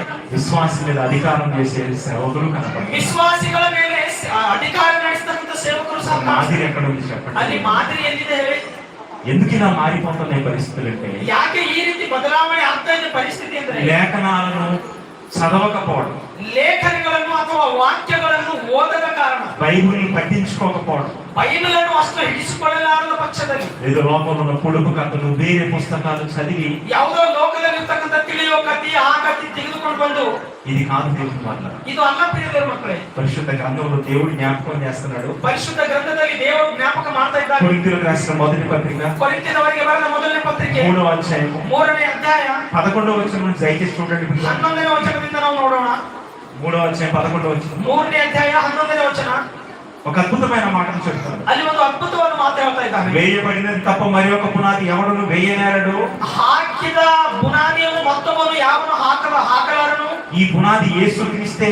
ಈ ಬುನಾದಿ ಯೇಸು ಕ್ರಿಸ್ತನೇ. ఎవడైనా ఈ పునాది మీద, ಯಾವನಾದರೂ ಈ ಬುನಾದಿಯ ಮೇಲೆ బంగారము వెండి వెలగల రాళ్ళు, ಬಂಗಾರವು ಬೆಳ್ಳಿ ಅನೇಕವಾದ ಒಂದು ಕಲ್ಲುಗಳು, ఇదిగో రాయి గడ్డి కొయ్యకాలు మొదలైన వాటితో ಕಲ್ಲು ಮತ್ತು ಅದಕ್ಕೆ ಬೇಕಾದ ಪದಾರ್ಥಗಳ ಎಲ್ಲವೂ కట్టిన ఎడల ಕಟ್ಟಿದ ಮೇಲೆ వాని పని కనపడను. ಆತನ ಒಂದು ಕೆಲಸ ಕಾಣಿಸುವುದು. ఆ దినమున దానిని ಆ ದಿನದಲ್ಲಿ ಅವನನ್ನು తేటపరచబడను. ಅವನಿಗೆ ಕಾಣಿಸುವುದು. అది అగ్ని చేత బయలుపరచబడను. ಅದು ಅಗ್ನಿಗಳಿಂದ ಕಾಣಿಸುವುದು. వేయబడిన పునాది ఒకటి, నా పునాది మీద కట్టాలి. ಹಾಕಲ್ಪಟ್ಟಂತ ಒಂದು ಬುನಾದಿ, ಆ ಬುನಾದಿ ಮೇಲೆ ಕಟ್ಟಲ್ಪಡಬೇಕು. పునాది ఎవరట? ಆ ಬುನಾದಿ ಯಾರಂತೆ? ಯೇಸು ಕ್ರಿಸ್ತನು. అంటే ఈ రోజు సంఘాన్ని యేసుక్రీస్తు అనే ఆ బండ మీద మనం కట్టాలి. ಇವತ್ತು ಸಭೆ ಎನ್ನುವುದು ಯೇಸು ಕ್ರಿಸ್ತನು ಎಂಬ ಬಂಡೆಯ ಮೇಲೆ ಕಟ್ಟಬೇಕು ಪ್ರಿಯರ ಮಕ್ಕಳೇ. అప్పుడు వాన వస్తుంది, ಅವಾಗ ಮಳೆ ಬರುತ್ತದೆ, గాలి దుమారం వస్తుంది, ಗಾಳಿ ಬರುತ್ತದೆ. అప్పుడు వారి తొట్టిల్లో నిలబడి ఉంటారు. ಅವಾಗ ಅವರು ಅಗಲಿ ಹೋಗೋದಿಲ್ಲ, ನಿಂತುಕೊಳ್ಳುತ್ತಾರೆ. యేసుక్రీస్తు అనే పునాది మీద కట్టకపోతే, ಯೇಸು ಕ್ರಿಸ್ತು ಎಂಬ ಬುನಾದಿಯ ಮೇಲೆ ಕಟ್ಟದೆ ಹೋದರೆ, కష్టం వచ్చిన తర్వాత, ಕಷ್ಟ ಬಂದಾಗ ఇక దేవుళ్ళు వాళ్ళు ఉండరు. ಅವರು ದೇವರಲ್ಲಿ ಇರುವುದಿಲ್ಲ. ప్రతి సంఘములో ఏం బోధ చేయాలో తెలుసా? ಪ್ರತಿ ಸಭೆಯಲ್ಲಿ ಯಾವ ಬೋಧನೆ ಮಾಡಬೇಕು ಗೊತ್ತಾ? ప్రభువు నమ్ముకో, నీకేదో తెలిసి వస్తుందే మనం చెప్పకూడదు. దేవుడు ನೀನು ಯೇಸು ಕ್ರಿಸ್ತನಿಗೆ ನಂಬಿಕೋ, ನಿನಗೆ ಯಾವ್ದೋ ಕಲ್ತು ಬರ್ತದ, ಯಾವ್ದೋ ಒಂದು ಒಳ್ಳೇದಾಯ್ತದ ಅಂತ ಹೇಳೋದು. దేవుడు కాలానుగుణంగా నీకు ఇస్తాడు. ದೇವರು ತಕ್ಕ ಕಾಲಕ್ಕೆ ನಿನಗೆ ಕೊಡ್ತಾನೆ. నువ్వు చచ్చినా పర్వాలేదు, దేవుడిని విడిచిపెట్టొద్దని. ನೀನು ಸತ್ತರೂ ಪರವಾಗಿಲ್ಲ, ನೀನು ದೇವರನ್ನು ಬಿಡಬಾರದು ಎಂಬುದಾಗಿ ಹೇಳಬೇಕು. ఎందుకో తెలుసా? ಯಾಕೋ ಗೊತ್ತಾ? ఈ లోకం మనది కాదు. ಈ ಲೋಕ ನಮ್ಮದಲ್ಲ. మనమంతా పరలోకానికి పోయేవారు. ನಾವೆಲ್ಲರೂ ಈ ಲೋಕವನ್ನು ಬಿಟ್ಟು ಪರಲೋಕಕ್ಕೆ ಹೋಗುವವರು. అందుకే మొదటి కొరింథీ 15:19 ఏమంటాడో తెలుసా? ಮೊದಲನೇ ಕೊರಿಂಥಿ 15 15వ అధ్యాయం 19వ వచనం. 15ನೇ ಅಧ್ಯಾಯ 19ನೇ ವಚನ. ఈ జీవిత కాలం మట్టుకు మీరు క్రీస్తునందు నిరీక్షించిన వారని ఎడల, ಈ ಜೀವಿತ ಕಾಲದ ಮಟ್ಟಿಗೆ ನೀವು ಕ್ರಿಸ್ತನಲ್ಲಿ ವಿಶ್ವಾಸ ಉಳ್ಳವರಾಗಿದ್ದರೆ మనుషులందరికంటే దౌర్భాగ్యులు. ಮನುಷ್ಯರು ಎಲ್ಲರಿಗಿಂತ ದೌರ್ಭಾಗ್ಯರು. ఏ జీవితం కోసం నమ్ముతున్నాం? ಯಾವ ಜೀವಿತಕ್ಕೋಸ್ಕರ ನಾವು ಕ್ರಿಸ್ತನಿಗೆ ನಂಬ್ತಾ ಇದ್ದೇವೆ? ఒక సంఘములో ಒಂದು ಸಭೆಯಲ್ಲಿ ఒక ఆయన కిడ్నీ సమస్య, ಒಂದು ಸಭೆಯಲ್ಲಿ ಒಬ್ಬ ಆತನಿಗೆ ಕಿಡ್ನಿ ಸಮಸ್ಯೆ ಹೊಂದಿದೆ. సంఘంలో ప్రార్థన చేయండి అని కోరారు వాళ్ళు. ಸಭೆಯಲ್ಲಿ ಪ್ರಾರ್ಥನೆ ಮಾಡಿ ಎಂಬುದಾಗಿ ಬೇಡಿಕೊಂಡಿದ್ದಾರೆ. సేవకుడు ప్రార్థన చేస్తున్నాడు, ಸೇವಕರು ಪ್ರಾರ್ಥನೆ ಮಾಡ್ತಾ ಇದ್ದಾರೆ, సంఘం ప్రార్థన చేస్తుంది, ಸಭೆಯೆಲ್ಲ ಪ್ರಾರ್ಥನೆ ಮಾಡ್ತಾ ಇದೆ. కానీ స్వస్థత కలగలేదు. ಆದರೆ ಸ್ವಸ್ಥತೆ ಬರ್ತಾ ಇಲ್ಲ. చచ్చిపోయాడు. ಆತನು ಸತ್ತೋಗಿದ್ದಾನೆ. అయ్యో చనిపోయాడు కదని వారిని ఓదార్చడానికి సేవకుడు ఇంటికి వెళ్ళాడు. ಅಯ್ಯೋ ಸತ್ತೋಗಿದ್ದಾನಲ್ಲ, ಅವರಿಗೆ ನಾವು ಒಂದು ಧೈರ್ಯ ಕೊಡೋಣ ಅಂತ ಸೇವಕನು ಅವರ ಮನೆಗೆ ಹೋಗಿದ್ದಾನೆ. సావు కార్యక్రమాలు చేయడానికి వెళ్ళాడు. ಸಾವು ಕಾರ್ಯಕ್ರಮ ಮಾಡುವುದಕ್ಕೆ ಹೋಗಿದ್ದಾನೆ. వాళ్ళు ఏమన్నారు తెలుసా? ಅವ್ರು ಏನಂತಾರೆ ಗೊತ್ತಾ? దయచేసి మీరు మా ఇంటికి రావద్దు ಅಂತ ದಯಮಾಡಿ ನೀವು ನಮ್ಮ ಮನೆಗೆ ಬರಬಾರದು ಅಂತ ಹೇಳಿದ್ದಾರೆ. ఓ 15 సంవత్సరాల నుంచి మందిరానికి వెళ్తున్నారు. 17 ವರ್ಷದಿಂದ ಆ ಮಂದಿರಕ್ಕೆ ಹೋಗ್ತಾ ಇದ್ದಾರೆ. సేవకులు మీరు ఇంటికి రావద్దన్నారు. ಇವತ್ತು ಸೇವಕರಿಗೆ ನೀವು ಮನೆಗೆ ಬರಬಾರದು ಅಂತ ಹೇಳ್ತಾ ಇದ್ದಾರೆ. ఎందుకమ్మా, ఎందుకు ఇలా మాట్లాడుతున్నారు? ಯಾಕಮ್ಮ, ಯಾಕೆ ಈ ರೀತಿ ಮಾತಾಡ್ತಾ ಇದ್ದೀರಿ? దేవుడు మాకు ఏం చేశాడు? ದೇವರು ನಮಗೆ ಏನ್ ಮಾಡಿದ್ದಾನೆ? మా ఆయన చచ్చిపోయాడు. ನನ್ನ ಗಂಡ ಸತ್ತು ಹೋಗಿದ್ದಾನೆ. దేవుడు మాకు ఏమేం చేశాడు? ದೇವರು ನಮಗೆ ಏನು ಒಳ್ಳೆಯದು ಮಾಡಿದ್ದಾನೆ? అంటే మీ ఆయన బతికుంటే దేవుడు నమ్ముతావా? ಅಂದ್ರೆ ನಿನ್ನ ಗಂಡನು ಬದುಕಿದ್ದರೆ ನೀವು ದೇವರನ್ನು ఆ ನಂಬುತ್ತೀರಾ? సేవకుడు ఏ పునాది మీద కట్టాడు తెలుసా? ಆ ಸೇವಕನು ಯಾವ ಬುನಾದಿ ಮೇಲೆ ಸಭೆ ಕಟ್ಟಿದ? అది కూలిపోయే విశ్వాస గృహము దేవుడు. ಅಂದ್ರೆ ಆ ಒಂದು ಬಿದ್ದು ಹೋಗ್ತಕ್ಕಂಥ ಸ್ಥಿತಿಯಲ್ಲಿ ಕಟ್ಟಿದ್ದಾನೆ ಆ ಸಭೆ. కష్టమైనా, కన్నీరైనా, చావైనా, ఏదైనా సరే నువ్వు పరలోకం చేరడానికి ప్రభువు నమ్మాలి తప్ప ఈ లోకం కోసం. ಕಷ್ಟ ಆಗಲಿ, ಕಣ್ಣೀರಾಗಲಿ, ದುಃಖ ಆಗಲಿ, ಏನೇ ಬರಲಿ ಪರಲೋಕಕ್ಕೆ ಹೋಗುವ ವಿಶ್ವಾಸದಿಂದ ನೀವು ದೇವರನ್ನು ನಂಬಿಕೊಳ್ಳಬೇಕು ಹೊರತು ಭೂಮಿ ಮೇಲೆ ಏನೋ ಸಿಗುತ್ತೆ ಎಂಬುದಾಗಿ ನಂಬಬಾರದು. ಪ್ರಿಯ ಮಕ್ಕಳು, ఈరోజు చాలా మంది ఇలానే తయారవుతున్నారు. ಇವತ್ತು ಅನೇಕರು ಇದೇ ರೀತಿ ತಯಾರಾಗ್ತಾ ಇದ್ದಾರೆ. ఈరోజు మనం దేనికోసం నమ్ముతున్నాం? ನಾವು ಇವತ್ತು ಕ್ರಿಸ್ತನಿಗೆ ಯಾವ ಉದ್ದೇಶದಿಂದ ನಂಬ್ತಾ ಇದ್ದೇವೆ? ఆరోగ్యం బాగుంటే కాదు, నువ్వు చచ్చిపోవాలి దేవుని కోసం అని మనం నేరపాలి సంఘంలో. ನಾವು ನಿಮ್ಮ ಆರೋಗ್ಯ ಒಳ್ಳೆಯದಿದ್ದರೆ ನೀವು ನಂಬರಿ ಅಂತ ಅಲ್ಲ, ನಿಮ್ಮ ಆರೋಗ್ಯದಲ್ಲಿ ಸಾಯಕ್ಕೆ ರೆಡಿ ಆದರೂ ಸಹ ನೀವು ದೇವರಿಗೆ ನಂಬರಿ ಅಂತ ಕಲಿಸಬೇಕು. దేవుడు స్వస్థత చేయడానికి మనం ప్రార్థన చేస్తాం. దేవుడు ఇవ్వను అంటే ದೇವರು ಸ್ವಸ್ಥತೆ ನೀಡಬೇಕು ಎಂಬುದನ್ನು ನಾವು ಪ್ರಾರ್ಥನೆ ಮಾಡ್ತೇವೆ. ಆದರೆ ದೇವರ ಉದ್ದೇಶ ಒಂದು ವೇಳೆ ಸ್ವಸ್ಥತೆ ಪಡೆದ ಹೋದ್ರೆ ఆయన చిత్తానికి మనం ఎదురు పోలేము. ಆತನ ಚಿತ್ತಕ್ಕೆ ನಾವು ಎದುರು ಹೋಗ್ಲಿಕ್ಕೆ ಆಗಲ್ಲ. ఈ రోజు మన సంఘాల్లో పునాది ఎలా ఉంది చెప్పండి? ಇವತ್ತು ನಮ್ಮ ಸಭೆ ಎಂಬ ಬುನಾದಿ ಯಾವ ತರ ಮೇಲಿದೆ ಹೇಳಿ? నీ కష్టంలో నువ్వు నిలబడగలవా దేవుని కోసం? ನಿನ್ನ ಕಷ್ಟದಲ್ಲಿಯೂ ಸಹ ನೀನು ದೇವರಿಗೋಸ್ಕರ ನಿಂತಿರ್ತೀಯಾ? ఒక ప్రభుత్వ అధికారి వచ్చి మందిరం ముందు ఆదివారం కుర్చీ వేసుకొని కూర్చొని ಒಂದು ಪ್ರಭುತ್ವದವರು ಅಥವಾ ಒಂದು ಗವರ್ನಮೆಂಟ್ ದವರು ಮಂದಿರದ ಮೇಲೆ ಬಂದು ಕುರ್ಚಿ ಹಾಕಿಕೊಂಡು ಕುಂತಾಗ మందిరానికి ఎవరు వస్తారో వాళ్ళ రేషన్ కార్డు తీసేస్తానని అడుగుతుంది అనుకోండి. ಈ ಒಂದು ಚರ್ಚಿಗೆ ಯಾರಾದ್ರೂ ನೀವು ಬರ್ತಿರೋ ಅವರ ರೇಷನ್ ಕಾರ್ಡ್ ಎಲ್ಲ ಕ್ಯಾನ್ಸಲ್ ಮಾಡ್ತೀನಿ ಎಂಬುದ ಒಂದು ಗವರ್ನಮೆಂಟ್ ಆಫೀಸರ್ ಬಂದು ಕೂರ್ತಾನೆ ಅಂತ ತಿಳ್ಕೊಳ್ಳಿ. ఆ రోజు పోగలవా మందిరానికి? ಅವತ್ತು ನಾವು ಹೋಗ್ತೀವ ಸಭೆಗೆ? మందిరానికి పోయే వాళ్ళకి ప్రభుత్వం రాయితీలు ఇవ్వమని వాళ్ళు కూర్చున్నారు అనుకోండి. ಚರ್ಚಿಗೆ ಹೋಗುವವರಿಗೆ ರೇಷನ್ ಸಿಗೋದಿಲ್ಲ ಎಂಬುದಾಗಿ ಒಂದು ವೇಳೆ ಪ್ರಭುತ್ವ ಅಧಿಕಾರಿಗಳು ಅಂದ್ರೆ ಅಂತ ತಿಳ್ಕೊಳ್ಳಿ. పోగలవా ఆ రోజు మందిరానికి? ಅವತ್ತು ನಾವು ಹೋಗ್ತೀವ ಚರ್ಚಿಗೆ? ఒక ఆధార్ కార్డు దగ్గర మన విశ్వాసం తేలిపోతుంది. ಒಂದು ಆಧಾರ್ ಕಾರ್ಡ್ ಹತ್ರನೇ ನಮ್ಮ ವಿಶ್ವಾಸ ಎಂತದೋ ఒక ಗೊತ್ತಾಗ್ತದೆ. ఉద్యోగం దగ్గర మన విశ్వాసం తేలిపోతుంది. ಒಂದು ಉದ್ಯೋಗದ ಹತ್ತಿರ ನಮ್ಮ ವಿಶ್ವಾಸ ಜೀವಿತ ಹೇಗಿದೆ ಗೊತ್ತಾಗ್ತಾ ಇದೆ. పరలోకాన్ని ఎలా చేరగలరు? ಪರಲೋಕಕ್ಕೆ ನಾವು ಹೇಗೆ ಸೇರಿಕೊಳ್ತೇವೆ? ఆధార్ కార్డులు, రేషన్ కార్డులు, ఉద్యోగాలు ఇవన్నీ ఓ 30-40 ఏళ్ల తర్వాత మనం విడిచిపెట్టేది దేవుడు. ಆಧಾರ್ ಕಾರ್ಡ್ ಆಗಲಿ, ರೇಷನ್ ಕಾರ್ಡ್ ಆಗಲಿ, ಒಂದು ಉದ್ಯೋಗ ಆಗಲಿ, ಒಂದು 30-40 ವರ್ಷ ಆದ್ಮೇಲೆ ಎಲ್ಲನೂ ಬಿಡಬೇಕಾಗ್ತದೆ. మనం శాశ్వత కాల పరలోకాన్ని దర్శించుకోవాలి. ನಾವು ಶಾಶ್ವತವಾಗಿ ಆ ಪರಲೋಕವನ್ನು ದರ್ಶಿಸಿಕೊಳ್ಳಬೇಕು. దానికోసం మనం నిలబడాలి. ನಾವು ಅದಕ್ಕೋಸ್ಕರ ನಾವು ನಿಲ್ಲಬೇಕು. అది మన కళ్ళ ముందు మన సావు కనపడుతుంది. ನಮ್ಮ ಕಣ್ಣ ಮುಂದೆ ನಮ್ಮ ಸಾವು ಕಾಣಿಸ್ತಾ ಇದೆ. అయినా వెనకకు తిరగకూడదు. ಆದರೂ ಸಹ ನಾವು ಹಿಂದಕ್ಕೆ ಹೆಜ್ಜೆಯಿಡಬಾರದು. భక్తుల జీవితాలు అలానే ఉన్నాయి. ಭಕ್ತರ ಜೀವಿತಗಳು ಅದೇ ರೀತಿ ಇದೆ. కళ్ళ ముందు స్టెఫనుకు సావు కనపడుతుంది. ಕಣ್ಣಿನ ಮುಂದೆ ಸ್ಟೆಫೆನನಿಗೆ ಸಾವು ಕಾಣಿಸ್ತಾ ಇದೆ. ప్రసంగాన్ని ఆపటం లేదు. ಪ್ರಸಂಗವನ್ನು ನಿಲ್ಲಿಸ್ತಾ ಇಲ್ಲ. యేసుక్రీస్తు కళ్ళ ముందు చావు కనపడుతుంది. ಯೇಸು ಕ್ರಿಸ್ತನಿಗೂ ಸಹ ಆತನ ಕಣ್ಣ ಮುಂದೆ ಆತನ ಸಾವು ಕಾಣಿಸ್ತಾ ಇದೆ. ఆయన ప్రసంగాన్ని ఆపటం లేదు. ಆತನು ಸಹ ಪ್ರಸಂಗವನ್ನು ನಿಲ್ಲಿಸ್ತಾ ಇಲ್ಲ. ఎందుకో తెలుసా? ಯಾಕೋ ಗೊತ್ತಾ? ఇక్కడ కన్ను మూసిన మనుషుని ఒక మహాలోకంలో మీరు తేలిపోతున్నారు తెలుసు. ಈ ಭೂಲೋಕದಲ್ಲಿ ಕಣ್ಣು ಮುಚ್ಚಿದ ತಕ್ಷಣವೇ ಆ ಒಂದು ಮಹಾಲೋಕದಲ್ಲಿ ನಾನು ಕಣ್ಣು ತೆರೀತೇನೆ ಎಂಬುದಾಗಿ ಅವರಿಗೆ ಗೊತ್ತು. ఈ రోజు ఎన్నో ఆటంకాలు వస్తాయి సువార్తకి. ಇವತ್ತು ಎಷ್ಟೋ ಆಟಂಕಗಳು ಬರ್ತಾ ಇವೆ ಸುವಾರ್ತೆಗೆ. నిలబడగలవా ప్రభుత్వానికి ఎదురుండి? ನಿಲ್ತೀರಾ ನೀವು ಪ್ರಭುತ್ವಕ್ಕೆ ಎದುರು? నిలబడాలి. ನಿಲ್ಲಬೇಕು. మనకు కష్టం రావాలి. ನಮಗೆ ಕಷ್ಟ ಬರಬೇಕು. సువార్తలో మనకు దెబ్బలు తగలాలి. ಸುವಾರ್ತೆಯ ಒಂದು ಕೆಲಸದಲ್ಲಿ ನಮಗೆ మన మీద దుమ్ము ఉయ్యాలి. ನಮ್ಮ ಮೇಲೆ ಉಗುಳಿದರು ಸಹ, మనల్ని చెప్పులతో పట్టాలి. ನಮಗೆ ಚಪ್ಪಲಿಯಿಂದ ಉಳಿದರು ಸಹ, మనల్ని కుక్కల రోడ్ల మీద ఈడవాలి. ನಮ್ಮನ್ನು ನಾಯಿಯಂತೆ ರೋಡಿನ ಮೇಲೆ ಎಳೆದನ್ನು ಸಹ. దానికోసం మనం సన్నద్ధం కావాలి.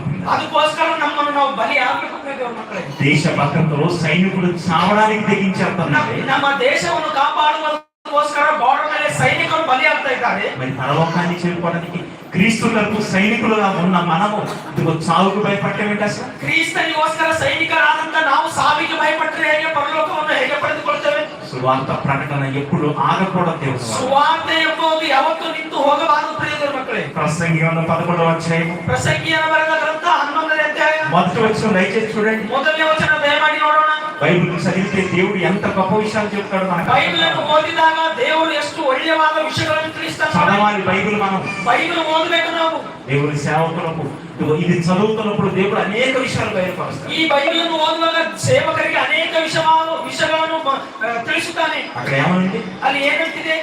నీ ఆహారము నీళ్ళ మీద వేయము, ನಿನ್ನ ಆಹಾರವನ್ನು ನೀರಿನ ಮೇಲೆ ಹಾಕು, చాలా దినములైన తర్వాత అది నీకు కనబడును. ಅನೇಕವಾದ ದಿನಗಳಾದ ಮೇಲೆ ಅದು ನಿಮಗೆ ಕಾಣುವುದು. ఆహారం నీళ్ళ మీద ఎత్తే ಆಹಾರ ನೀರಿನ ಮೇಲೆ ಹಾಕಿದರೆ చాలా రోజుల తర్వాత కనపడుతుందట. ಬಹಳ ದಿವಸ ಆದ್ಮೇಲೆ ಕಾಣಿಸ್ತದಂತೆ. అసలు ఈ మాట అర్థం ఉందా మనకి? ಅದರ ಆ ಮಾತಿನಲ್ಲಿ ಏನಾದ್ರೂ ಅರ್ಥ ಇದೆಯಾ?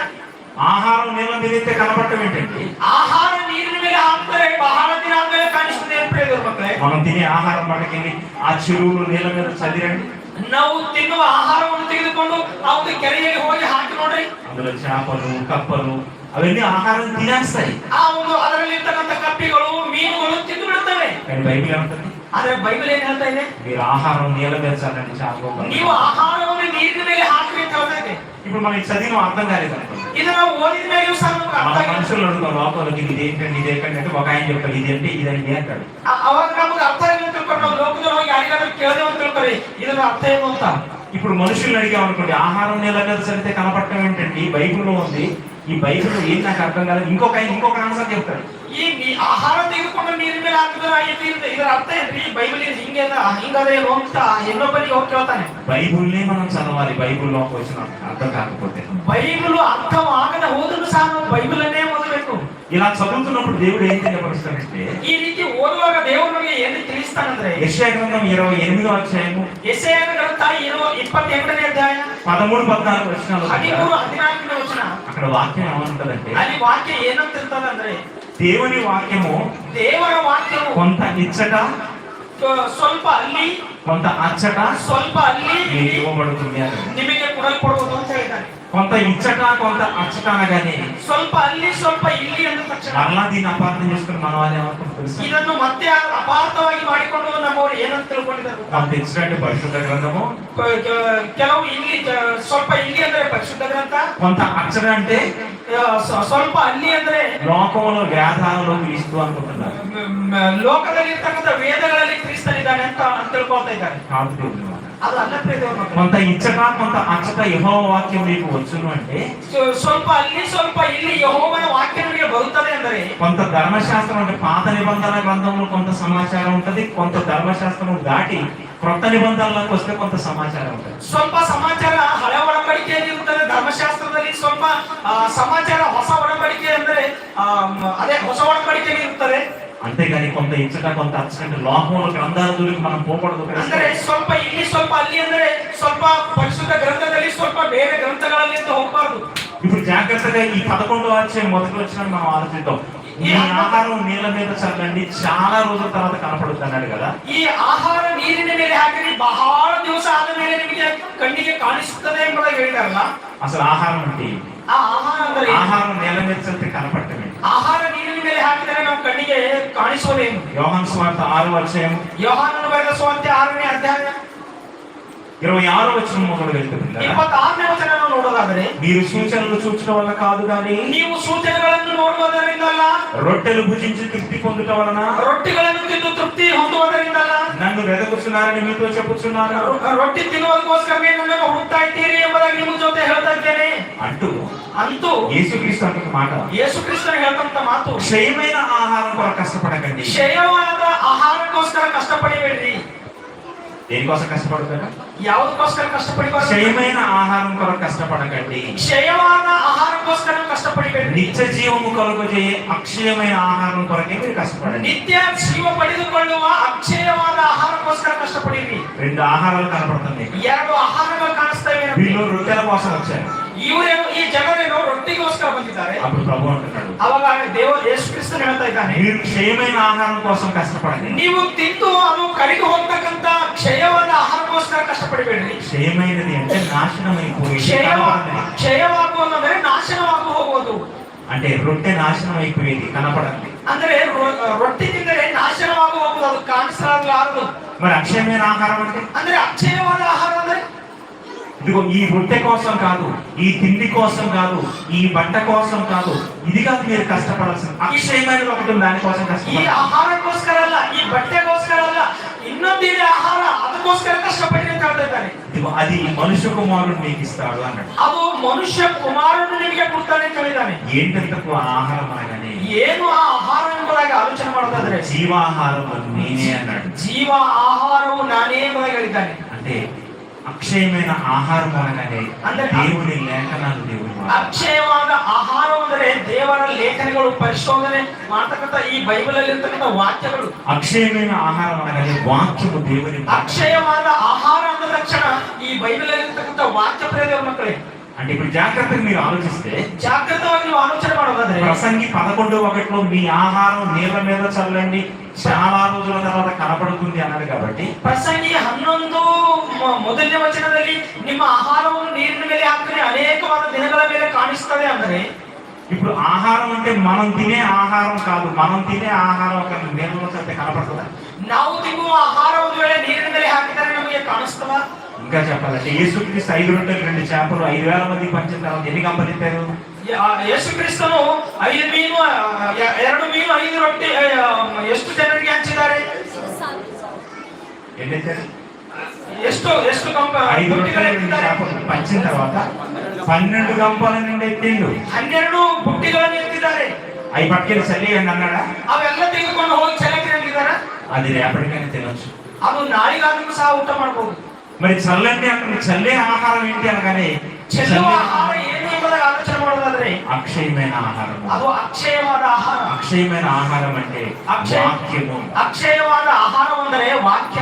ఇప్పుడు అక్షయమైన ఆహారం వాక్యం అన్నప్పుడు, ಅಕ್ಷಯವಾದ ಆಹಾರ ವಾಕ್ಯ ಅಂದರೆ ఇప్పుడు మీ ఆహారం నీళ్ళ మీద చల్లండి అంటే, ಈ ನಿಮ್ಮ ಆಹಾರ ನೀರಿನ ಮೇಲೆ ಚೆಲ್ಲಿದೆ ಅಂದ್ರೆ వాక్యమనే ఆహారాన్ని నీళ్ళ మీద చల్లండి అంటే, ವಾಕ್ಯವೆಂಬ ಆಹಾರ ನೀರಿನ ಮೇಲೆ ಚೆಲ್ಲಿದೆ ಅಂತ ಹೇಳ್ತಾ ಇದ್ದಾನೆ. ఇప్పుడు ఆహారం అంటే వాక్యం అని అర్థమైంది. ಆಹಾರ ಅಂದರೆ ವಾಕ್ಯ ಎಂಬುದಾಗಿ ಅರ್ಥ ಆಗಿದೆ. మరి నీళ్ళంటే ನೀರು ಅಂದರೆ జాగ్రత్తగా మనం ఆలోచిస్తున్నప్పుడు ಜಾಗೃತವಾಗಿ ನಾವು ಆಲೋಚನೆ ಮಾಡೋದಾದ್ರೆ బైబిల్ పరిశోధన అనేది ఎలా ఉండాలో మీరు చెప్తున్నాను. ಬೈಬಲ್ ಪರಿಶೋಧನೆ ಎಂಬುದು ಹೇಗಿರಬೇಕು ಒಂದ್ಸರಿ ನೋಡ್ರಿ. ఈ ఒక్క 11వ అధ్యాయం మొదటి వచనం చుట్టే తిరుగుతున్నాం మనం. ನಾವು 11ನೇ ಅಧ್ಯಾಯ ಮೊದಲನೇ ವಚನದ ಸುತ್ತಲೇ ತಿರುಗುತ್ತಾ ಇದ್ದೇವೆ. మీ ఆహారం నీళ్ళ మీద చల్లండి, చాలా రోజుల తర్వాత కనపడుతుంది. ನಿಮ್ಮ ಆಹಾರ ನೀರಿನ ಮೇಲೆ ಹಾಕಿದ್ರೆ ಅನೇಕ ದಿವಸ ಆದ ಮೇಲೆ ಕಾಣಿಸ್ತದೆ. ఆహారం అంటే మనం తినేది కాదు, వాక్యం అని మనకు అర్థమైంది. ಆಹಾರ ಅಂದ್ರೆ ನಮಗೆ ತಿಳಿಯೋದು ಏನಿಲ್ಲ, ಆ ವಾಕ್ಯ ಎಂಬುದಕ್ಕೆ ಗೊತ್ತಾಗಿದೆ. మరి నీళ్ళంటే ನೀರು ಅಂದರೆ నీళ్ళ మీద చల్లమంటున్నాడు కదా. ನೀರಿನ ಮೇಲೆ ಹಾಕಿದ್ರೆ నీళ్ళంటే ఏంటో మనం చూడగలిగితే, ನೀರು ಅಂದರೆ ಏನು ನೋಡೋದಾದ್ರೆ ప్రకటన గ్రంథము ಪ್ರಕಟಣೆಯ ಗ್ರಂಥ 17వ అధ్యాయం, 17ನೇ ಅಧ್ಯಾಯ. ప్రకటన గ్రంథం 17వ అధ్యాయము ಪ್ರಕಟಣೆ ಗ್ರಂಥ 17ನೇ ಅಧ್ಯಾಯ మొదటి వచనం. ಮೊದಲನೇ ವಚನ. ఆ 7 పాత్రలు పట్టుకొని ఉన్న ಆ 7 ಪಾತ್ರೆಗಳನ್ನು ಹಿಡಿದುಕೊಂಡಿದ್ದ 7 దేవదూతలలో ఒకడు 7 ಮಂದಿ ದೇವದೂತರಲ್ಲಿ ಒಬ್ಬನು వచ్చి ಬಂದು నాతో మాట్లాడుచు ನನ್ನ ಜೊತೆ ಮಾತಾಡುತ್ತಾ ఇలాగ చెప్పెను, ಈ ರೀತಿ ಹೇಳಿದನು, నీవిక్కడికి రమ్ము, ನೀನು ಇಲ್ಲಿಗೆ ಬಾ, విస్తారమైన జలముల మీద ವಿಸ್ತಾರವಾದ ಜಲಗಳ ಮೇಲೆ కూర్చున్న ಕುಳಿತುಕೊಂಡ ಮಹಾವೇಶ್ಯಗೆ చేయబడి తీర్పు ಮಾಡತಕ್ಕಂತ ತೀರ್ಪು నీకు కనపరచెదను, ನಿನಗೆ ತೋರಿಸುವೆನು. ఇక్కడ ఏమంటున్నాడంటే దర్శనంలో, ಇಲ್ಲಿ ದರ್ಶನದಲ್ಲಿ ಏನಂತ ಇದ್ದಾನಂದ್ರೆ, ఇక్కడికి రాని కోడు చూపెడతాను, ಇಲ್ಲಿಗೆ ಬಾ ನಿನಗೆ ಒಂದು ತೋರಿಸ್ತೇನೆ. ఏంటి ప్రభు అనగానే, ಏನು ప్రభువే ಅಂದ್ರೆ విస్తారమైన జలముల మీద కూర్చున్న మహావేశ.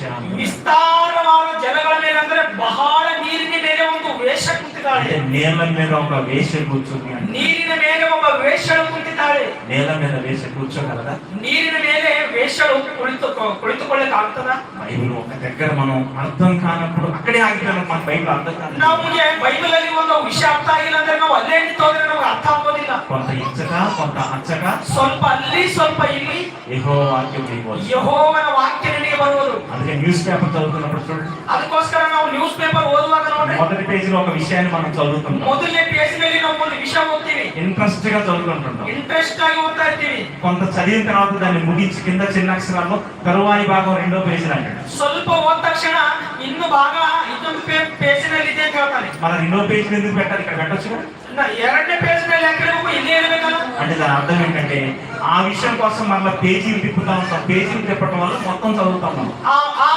ಆ ರೀತಿ ಹೇಳೋದ ಕಾರಣ ಏನಂದ್ರೆ ಈ ಇಲ್ಲಿದ್ದಂತ ಸಮಾಚಾರವಲ್ಲ ಅದಂತ ನಾವು ಪೇಜ್ ತೆಗೆಯೋದಕ್ಕೋಸ್ಕರ ಆ ರೀತಿ ನಾವು ಪೇಪರ್ ಓದ್ತೇವೆ. మనిషిని విజ్ఞానవంతుని చేయడానికి ఇన్ని ఏర్పాట్లు ఉంటున్నప్పుడు ಒಂದು ಮನುಷ್ಯನಿಗೆ ಒಂದು ಜ್ಞಾನವನ್ನು ತಿಳಿಸೋದಕ್ಕೆ ಎಷ್ಟು ಆಲೋಚನೆ ಮಾಡಿದಾಗ సండే మ్యాగజైన్స్ కూడా వస్తుంటాయి. సండేಯಲ್ಲಿ ಮ್ಯಾಗಝೀನ್ಸ್ ಬರ್ತಾ ಇರ್ತದೆ. అందులో కొన్ని ఫజిల్స్ ఉంటాయి, మీరు దారి కనుక్కోండి అని పెడతారు. ನೀವು ಈ ದಾರಿಯಿಂದ ಹೋಗ್ರಿ ಅಂತ ಇರ್ತಾನೆ. ఎందుకు అంటే ಯಾಕೆಂದ್ರೆ మనిషిని విజ్ఞానవంతుని చేయడానికి. ಮನುಷ್ಯರನ್ನು ವಿಜ್ಞಾನವಂತರಾಗಿ ಮಾಡೋದಕ್ಕೆ. మరి దేవుడు ಮತ್ತೆ ದೇವರು బైబిల్ అంతా నా పిల్లలు చదవాలి, బైబిల్ ಎಲ್ಲ ನನ್ನ మಕ್ಕಳು ಓದಬೇಕು. అయ్యో ఈ ఆహారం నేల మీద చల్లండి అంటున్నాడు, నేల మీద ఆహారం చల్లితే అది కనపడదు, మరి కనపడదని దేవుడు అంటున్నాడు, అసలు ఏంటి దీని కథని మొత్తం చదవాలి మనం. ಆಹಾರವನ್ನು ನೀರಿನ ಮೇಲೆ ಹಾಕಿರಿ ಅಂತಾನೆ, ಆಮೇಲೆ ಕಾಣಿಸ್ತಾನೆ ಅಂತಾನೆ, ಇದು ಅರ್ಥ ಆಗ್ತಾ ಇಲ್ಲ ಅಂದ್ರೆ ನಾವು ಬೈಬಲ್ ಎಲ್ಲ ಓದ್ತಾನೆ ಇರ್ಬೇಕು. కానీ మనం ఎలాంటి వాళ్ళం అంటే ಅಂದ್ರೆ ನಾವ್ ಎಂತವ್ರು ಅಂದ್ರೆ ఆ వచనం అర్థం కాలేదనుకోండి, ಆ ವಚನ ಅರ್ಥ ಇಲ್ಲ ಅಂತ ఇది మన వల్ల కాదు పక్కన పడేది. ಅದು ನಮಗೆ ಆಗಲ್ಲ ಅಂತ ಹೇಳಿ ಪಕ್ಕದಲ್ಲಿ ಇಟ್ಬಿಡ್ತೇವೆ. కానీ బైబిల్ అర్థం చేసుకోవడానికి ప్రయత్నం చేస్తే దేవుడు మన మనోనేత్రాన్ని వెలిగిస్తాడు. ಆ ಬೈಬಲ್ ಅನ್ನು ಅರ್ಥ ಮಾಡಿಕೊಳ್ಳೋದಕ್ಕೋಸ್ಕರ ಪ್ರಯತ್ನ ಮಾಡಿದರೆ ನಮ್ಮ ಮನೋನೇತ್ರಗಳನ್ನು ತೆರೀತಾನೆ. ఇక్కడ యోహానుతో చెప్తాడు, ఆ మహా జలముల మీద కూర్చున్న మహా వేశ్యకు జరుగు తీర్పుని చూపెడతాను రా అన్నాడు. ಆ ಜಲಗಳ ಮೇಲೆ ಕುಂತಂತ ವೇಶ್ಯಗೆ ಜರುಗತಕ್ಕಂತ ತೀರ್ಪು ನಿಮಗೆ ಕೊಟ್ಟನಗರಂತ 15వ వచనంలో 15ನೇ ವಚನದಲ್ಲಿ మరియు ఆ దూత నాతో ఇలాగ చెప్పెను, ಮತ್ತೆ ಆ ದೂತನು ನಮಗೆ ಈ ರೀತಿ ಹೇಳಿದನು, ఆ వేశ్య కూర్చున్న చోట, ಆ ವೇಶ್ಯ ಕುಳಿತಂತ ಸ್ಥಳದಲ್ಲಿ జలముల మీద కూర్చుందని మీకు చెప్పాను కదా, ಆ ನೀರಿನ ಮೇಲೆ ಕುಂತಿದ್ದಾಳೆ ಎಂಬುದನ್ನು ನಾನು ಹೇಳಿದ್ದೇನಲ್ಲ. ఆ వేశ్య కూర్చున్న చోట, ಆ ವೇಶ್ಯಳು ಕುಂತಂತ ಸ್ಥಳದಲ್ಲಿ నీవు చూచిన జలములు, ನೀನು ನೋಡಿದಂತ ನೀರು ప్రజలను, ಪ್ರಜలు, జనసమూహములను, జనములను, ಜನಗಳನ್ನು, ఆయా భాషలు మాట్లాడు వారిని, ఆయా భాషಗಳನ್ನು ಮಾತಾಡುವವರು సూచించును. ಅದು ಸೂಚಿಸುವುದು. జలము అనగానే ಜಲವು ಅಂದರೆ జనము, ಜನರು, నీరు అనగానే ప్రజలు, ನೀರು ಅಂದರೆ ಪ್ರಜలు. బైబిల్ ఎంత విచిత్రంగా రాసిన చూడండి. బైబిల్ ಎಷ್ಟು విచిత్రವಾಗಿ భాషದಲ್ಲಿ ನೋಡಿ. ఇప్పుడు ప్రకటన మన ప్రసంగి 11వ అధ్యాయం మొదటి వచనంలో ప్రసంగిಯನ್ನು ಬರೆದ ಗ್ರಂಥ 11ನೇ అధ్యాయದಲ್ಲಿ మీ ఆహారం నీళ్ళ మీద చల్లండి, చాలా రోజుల తర్వాత కనపడుతుందంటే ನಿಮ್ಮ ಆಹಾರವನ್ನು ನೀರಿನ ಮೇಲೆ ಹಾಕಿರಿ, ಅನೇಕವಾದ ದಿನಗಳಾದ ಮೇಲೆ ಕಾಣಿಸುತ್ತದೆ.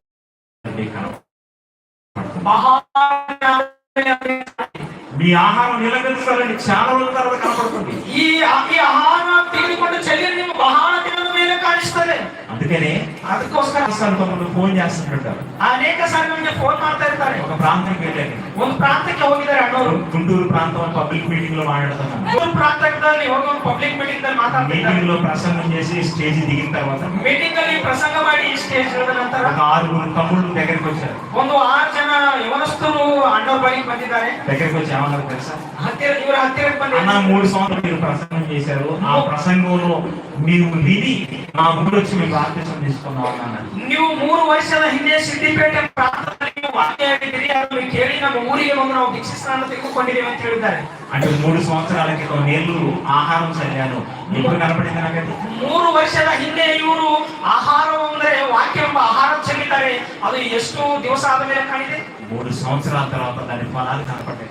3 ವರ್ಷ ನಂತರ ಅದರ ಫಲ ಕಾಣಿದೆ. ಪ್ರಿಯ ಮಕ್ಕಳು, ఇంకా బాగా మనం ఆలోచిస్తే ಇನ್ನು ನಾವು ಆಲೋಚನೆ ಮಾಡೋಣ. యేసుక్రీస్తు 2000 సంవత్సరాల క్రితం వాక్యం అనే ఆహారాన్ని ప్రపంచంలో చల్లాడు. ಯೇಸು ಕ್ರಿಸ್ತನು 2000 ವರ್ಷಗಳ ಹಿಂದೆ ವಾಕ್ಯ ಎಂಬ ಆಹಾರ ಪ್ರಜೆಗಳ ಮೇಲೆ ಚೆಲ್ಲಿದ್ದಾನೆ. అప్పుడు ఆయన చుట్టూ 12 మంది, ಆತನ ಸುತ್ತಲೂ 12 ಜನರೇ. అప్పుడున్న క్రైస్తవులు వేల మీద లెక్కట్టొచ్చు. ಆಗಿರ್ತಕ್ಕಂಥ ಕ್ರೈಸ್ತರನ್ನು ಬಟ್ಟಿನ ಮೇಲೆ ಇರಿಸಬಹುದು. 2000 సంవత్సరాల తర్వాత 2000 ವರ್ಷ ಆದ ನಂತರ ఈ రోజు సుమారు ప్రపంచవ్యాప్తంగా 800 కోట్ల మంది ఉంటే ఇందులో 500 కోట్ల మంది క్రైస్తవులు. ಸುಮಾರು 5 ಕೋಟಿ ಜನ ಕ್ರೈಸ್ತವರಾಗಿದ್ದಾರೆ ಇವತ್ತು ಸಮಾಜದಲ್ಲಿ. ఆ రోజు యేసుక్రీస్తు చెల్లిన విత్తనాలు, ಅವತ್ತು ಯೇಸು ಕ್ರಿಸ್ತನು ಚೆಲ್ಲಿದಂತ ವಾಕ್ಯವೆಂಬ ಬೀಜ, ఆ వాక్యం అనే ఆహారం ಆ ವಾಕ್ಯವೆಂಬ ಆಹಾರ మనకు కనపడుతుంది. ಇವತ್ತು ನಮಗೆ ಕಾಣಿಸ್ತಾ ಇದೆ ಪ್ರಿಯ ಮಕ್ಕಳೇ. అందుకని ఎన్ని కష్టాలు వచ్చినా, ఎన్ని సమస్యలు, ಅದಕ್ಕೋಸ್ಕರ ಎಷ್ಟೇ ಕಷ್ಟಗಳು ಬಂದರು, ಎಷ್ಟೇ ಸಮಸ್ಯೆಗಳು ಬಂದರು, వాక్యాన్ని ప్రకటించడం ఆపకూడదు. వాక్యವನ್ನು ಪ್ರಕಟಿಸುವುದು ನಿಲ್ಲಿಸಬಾರದು. ఏం చెప్పారంటే కొంతమంది వెళ్ళిపోతుంటారు, మనం వెళ్ళిపోవద్దు. ಇವರು ಏನ್ ಹೇಳ್ತಾ ಇದ್ದಾರೆ ಅಂತ ಹೇಳಿ ಕೆಲವರು ಎದ್ದು ಹೋಗ್ತಾ ಇರ್ತಾರೆ. కొన్నిసార్లు సభలకు ఎవరు రారు, ಕೆಲವು ಸಾರಿ ಮೀಟಿಂಗ್ಗಳಿಗೆ ಯಾರು ಬರೋದಿಲ್ಲ. పైన హారన్స్ పెట్టి ప్రసంగం చేయాలి, ನಾವು ಮೇಲ್ಗಡೆ ಮೈಕ್ ಹಚ್ಚಿ ಪ್ರಸಂಗ ಮಾಡಬೇಕು. ఎక్కడో ఇంట్లో పండుకున్న వారికి స్టార్ట్ అయింది, ಎಲ್ಲೋ ಮನೆಯಲ್ಲಿ ಮಲ್ಕೊಂಡವರಿಗೆ ಸ್ಟಾರ್ಟ್ ಆಗುತ್ತದೆ. వింటారు, ಕೇಳ್ತಾರೆ, ఒక రోజు ఫలిస్తారు. ಒಂದು ದಿವಸ ಫಲಿಸ್ತಾರೆ. కాబట్టి ప్రతి సేవకుడు ಅದಕ್ಕೋಸ್ಕರ ಪ್ರತಿ ಸೇವಕನು లేఖనాన్ని పరిశోధించాలి, ಈ ಲೇಖನಗಳನ್ನು ಪರಿಶೋಧನೆ ಮಾಡಬೇಕು. బైబిల్ అర్థం చేస్తాడు దేవుడు. దేవుడికి అర్థం చేయించడం ಬೈಬಲ್ ಅರ್ಥ ಮಾಡಿಸ್ತಾನೆ ನಮಗೆ. ಬೈಬಲ್ ಯಾಕೆ ಅರ್ಥ ಮಾಡಿಸೋದಿಲ್ಲ? బైబిల్లో ఉన్న సమాధానం కోసం బైబిల్లో ఎతకాలి తప్ప మనుషులను ఎత్తకూడదు. ಬೈಬಲಲ್ಲಿ ಇದ್ದಂತ ಪ್ರಶ್ನೆಗೆ ಬೈಬಲಲ್ಲೇ ಉತ್ತರವನ್ನು ಹುಡುಕಬೇಕೆ ಹೊರತು ಲೋಕದ ಕಡೆಗೆ ಹೋಗಬಾರದು. కాబట్టి దేవుని వందన. ಅದಕ್ಕೋಸ್ಕರ ದೇವರ ಮಕ್ಕಳೇ, ఇది ప్రతి సేవకుడు ప్రభువుగా ఉండకూడదు, ಪ್ರತಿ ಸೇವಕನು ರಾಜ ಅಧಿಕಾರದಂತೆ ಇರಬಾರದು, ప్రతి విశ్వాసి సేవకుని కన్నీరు పెట్టనీయకూడదు, ಪ್ರತಿ ವಿಶ್ವಾಸಿ ಸೇವಕರಿಗೆ ಕಣ್ಣೀರು ತರಿಸತಕ್ಕಂತ ಸ್ಥಿತಿಯಲ್ಲಿ ಇರಬಾರದು. ಒಂದು ಮಾತಿನಲ್ಲಿ ಹೇಳಬೇಕು, ప్రభు చెప్తాడు, నీ లోకమైనను ದೇವರು ಹೇಳ್ತಾನೆ, ನೀವು ಈ ಲೋಕವನ್ನಾದರೂ ఈ లోకంలో ఉన్న వాటినే ಈ ಲೋಕದಲ್ಲಿ ಇದ್ದದಾದರೂ మీరు ప్రేమించకండి. ನೀವು ಪ್ರೀತಿ ಮಾಡಬಾರದು. ఎందుకు? ಯಾಕೆ? లోకంలో ఉన్నదంతా ಲೋಕದಲ್ಲಿದ್ದಂಥದ್ದೆಲ್ಲ ಶರೀರಾಶ, ನೇತ್ರಾಶ, జీవపు డంబం, ಜೀವದ ಡಂಬ, ఈ దేవుడి వల్ల పుట్టినవి, ಇವು ದೇವರಿಂದ ಉಂಟಾದವು కావు. ಅಲ್ಲ ಪ್ರಿಯ ದೇವರ ಮಕ್ಕಳೇ. కానీ కష్టపడుతూ మనం కన్నీళ్ళకు వచ్చి సమస్యలకు వచ్చి దేవుడి కోసం మనం ఈ లోకంలో నిలబడితే, ನಮಗೆ ಕಷ್ಟ ಬರಲಿ, ಕಣ್ಣೀರು ಬರಲಿ, ನಾವು ದೇವರಿಗೋಸ್ಕರ ನಿಂತರೆ దేవుడి చిత్తము జరిగించేవాడు ದೇವರ ಚಿತ್ತವನ್ನು ನೆರವೇರಿಸುವವರಾಗಿ నిరంతరము నిలుస్తాడు, ನಮ್ಮನ್ನು ನಿರಂತರವಾಗಿ ನಿಲ್ಲಿಸುತ್ತಾನೆ. ఎప్పటికీ ఉన్నాం. ನಾವು ಯಾವಾಗಲೂ ಇರುತ್ತೇವೆ. ఇక్కడ కన్ను మూస్తాం, ಇಲ್ಲಿ ಕಣ್ಣು ಮುಚ್ಚುತ್ತೇವೆ, మరో లోకానికి మనం వెళ్తాం. ಮತ್ತೊಂದು ಲೋಕಕ್ಕೆ ನಾವು ಹೋಗುತ್ತೇವೆ. ఆ లోకాన్ని మనం చేరుకోవాలంటే ಆ ಲೋಕಕ್ಕೆ ನಾವು ಸೇರಿಕೊಳ್ಳಬೇಕಂದ್ರೆ మనకు ఉండవలసిందే, ನಮಗೆ ಇರಬೇಕಾದದ್ದೇನು? మనలో చూడాలనుకున్నది ఏంటి? దేవుడు. ನಮ್ಮಲ್ಲಿ ದೇವರು ನೋಡ್ಬೇಕಂತದ್ದೇನು? చివరికి ఒక మాట, ಕೊನೆಯದಾಗಿ ಒಂದು ಮಾತು, దానియేలు గ్రంథం 12వ అధ్యాయం ದಾನಿಯೇಲನ ಗ್ರಂಥ 12ನೇ ಅಧ್ಯಾಯ. అద్భుతమైన మాట చూడండి. ಒಂದು ಅದ್ಭುತವಾದ ಮಾತು ನೋಡಿ. చివరి మాటలో ಈ ಕೊನೆಯ ಮಾತಿನಲ್ಲಿ దానియేలు గ్రంథం 12వ అధ్యాయము ದಾನಿಯೇಲನ ಗ್ರಂಥ 12ನೇ ಅಧ್ಯಾಯ 13వ వచనాన్ని చూడండి. 13ನೇ ವಚನ ನಾವು ನೋಡೋಣ. 13వ వచనం, 13ನೇ ವಚನ. నీవు అంచెము వరకు ನೀವು ಅನಂತದವರೆಗೂ నిలకడగా ఉన్న ఎడల ನೀನು ನಿಂತುಕೊಂಡರೆ లోకాంతమందు ಲೋಕದ ಯುಗ ಸಮಾಪ್ತಿಯಲ್ಲಿ నీ వంతులో నీవు నిలిచెదవు, ನಿನ್ನ ಸ್ಥಳದಲ್ಲಿ ನೀನು ನಿಲ್ಲುವಿ. ఇందులో ఒక అద్భుతమైన అర్థం ఉంది ప్రియులారా. ಇದರಲ್ಲಿ ಒಂದು ಅದ್ಭುತವಾದ ಅರ್ಥ ಇದೆ. ఏమంటున్నాడు? ಏನಂತ ಇದ್ದಾನೆ? నీవు అంచెము వరకు నిలకడగా ఉండే ఎడల ನೀನು ಅಂತ್ಯದವರೆಗೆ ಒಂದು ವೇಳೆ ನಂಬಿಕೆಯಿಂದ విశ్రాంతి నుండి ವಿಶ್ರಾಂತಿ ತೆಗೆದುಕೊಂಡು కాలాంతమందు ನೀನು ಸತ್ತ ಮೇಲೆ నీ వంతులో నిలుస్తావు. ನಿನ್ನ ವಂತಿನಲ್ಲಿ ನೀನು ನಿಂತಿರ್ತೀಯ.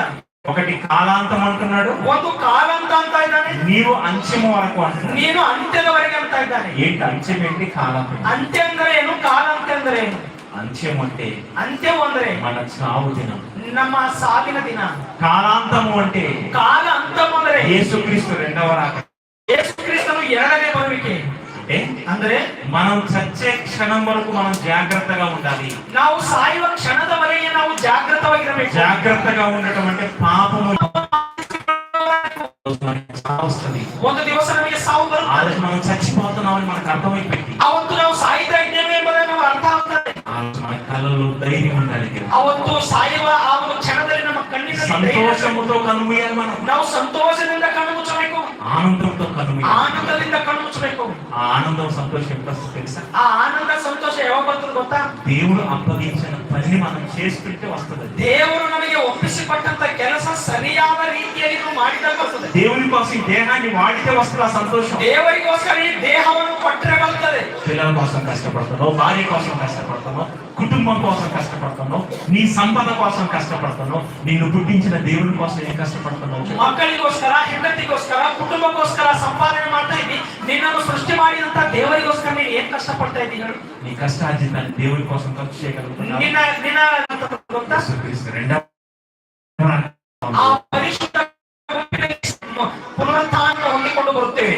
సావు అయితే దగ్గరికి వస్తుంది కానీ మార్పు మనుషులు కనపడకపోతే ఎలా చెప్పండి? ಸಾವು ಬಲ್ಲಿಗೆ ಬರ್ತಾ ಇದೆ, ನಮ್ಮ ಹತ್ರಕ್ಕೆ ಬರ್ತಾ ಇದೆ. ಆದ್ರೆ ನಮ್ಮಲ್ಲಿ ಬದಲಾವಣೆ ಕಾಣದೆ ಹೋದರೆ యోహాను సువార్త 8వ అధ్యాయము ಯೋಹಾನನ ಬರೆದ ಸುವಾರ್ತೆ 8ನೇ ಅಧ್ಯಾಯ 21వ వచనం చూడండి. 21ನೇ వచನ ನೋಡ್ರಿ. యేసుక్రీస్తు మాట్లాడుతున్నాడు. యేసుక్రీస్తు మాట్లాడుతా ఇದ್ದಾನೆ. మరి ఒకప్పుడు ఆయన వెళ్ళిపోతున్నప్పుడు ఆతను ಹೋಗುವಾಗ మీరు నన్ను వెతుకుదురు గాని ನೀವು ನನ್ನನ್ನು ಹುಡುಕುವಿರಿ, మీరు మీ పాపములోనే ఉండి చచ్చిపోదురు, ನೀವು ನಿಮ್ಮ చోటికి మీరు రాలేరని ನಾನು ಹೋಗುವ ಸ್ಥಳಕ್ಕೆ ನೀವು ಬರುವುದಿಲ್ಲ ಎಂಬುದನ್ನು ಅವರ ಜೊತೆ ಹೇಳಿದನು. ప్రభు ఏమంటున్నాడు తెలుసా? ಅಂದ್ರೆ మీరు నన్ను వెతుకుతారు, ನೀವು ನನಗೆ ಹುಡುಕುತ್ತೀರಿ. వెతికేవాడు ఎవరు? ಈ ಹುಡುಕುವವರು ಯಾರು? క్రైస్తవుడే కదా.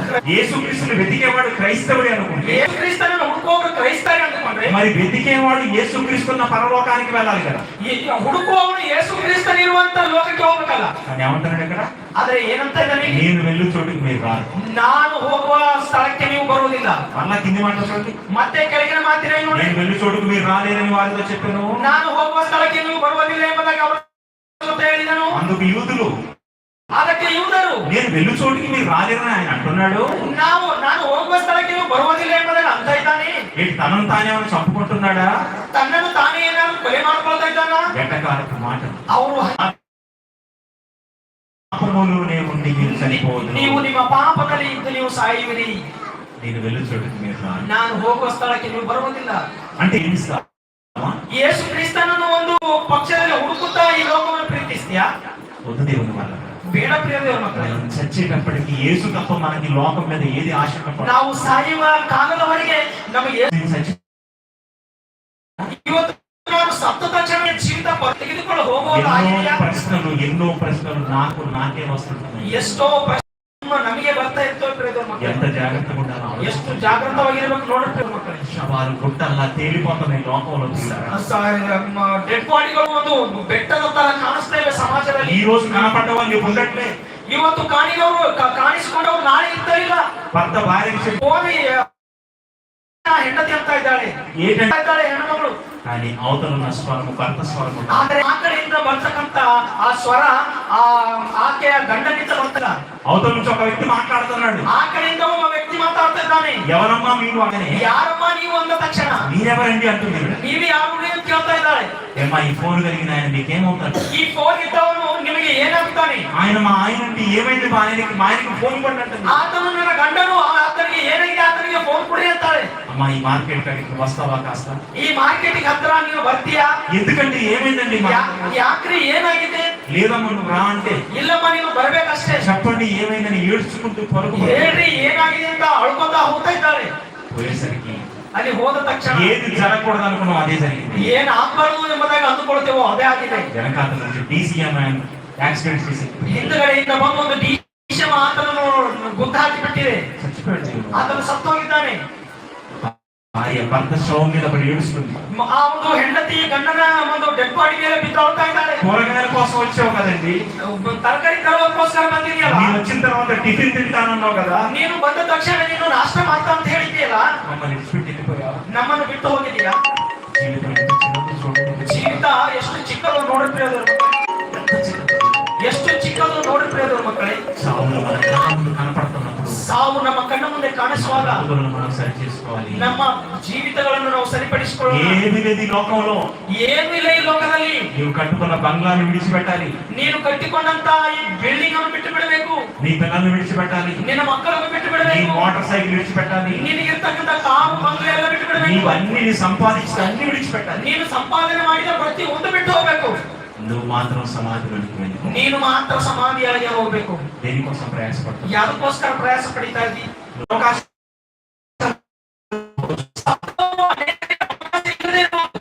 అవకాశం ఉంది ఇంకా. ಆದರೆ ನಮಗೆ ಇನ್ನು ಅವಕಾಶ ಇದೆ. కన్ను మూసినప్పటికల్లా ಕಣ್ಣು ಮುಚ್ಚುವುದಕ್ಕಿಂತ మన ಮೊದಲು జీవితం దేవుడి దగ్గర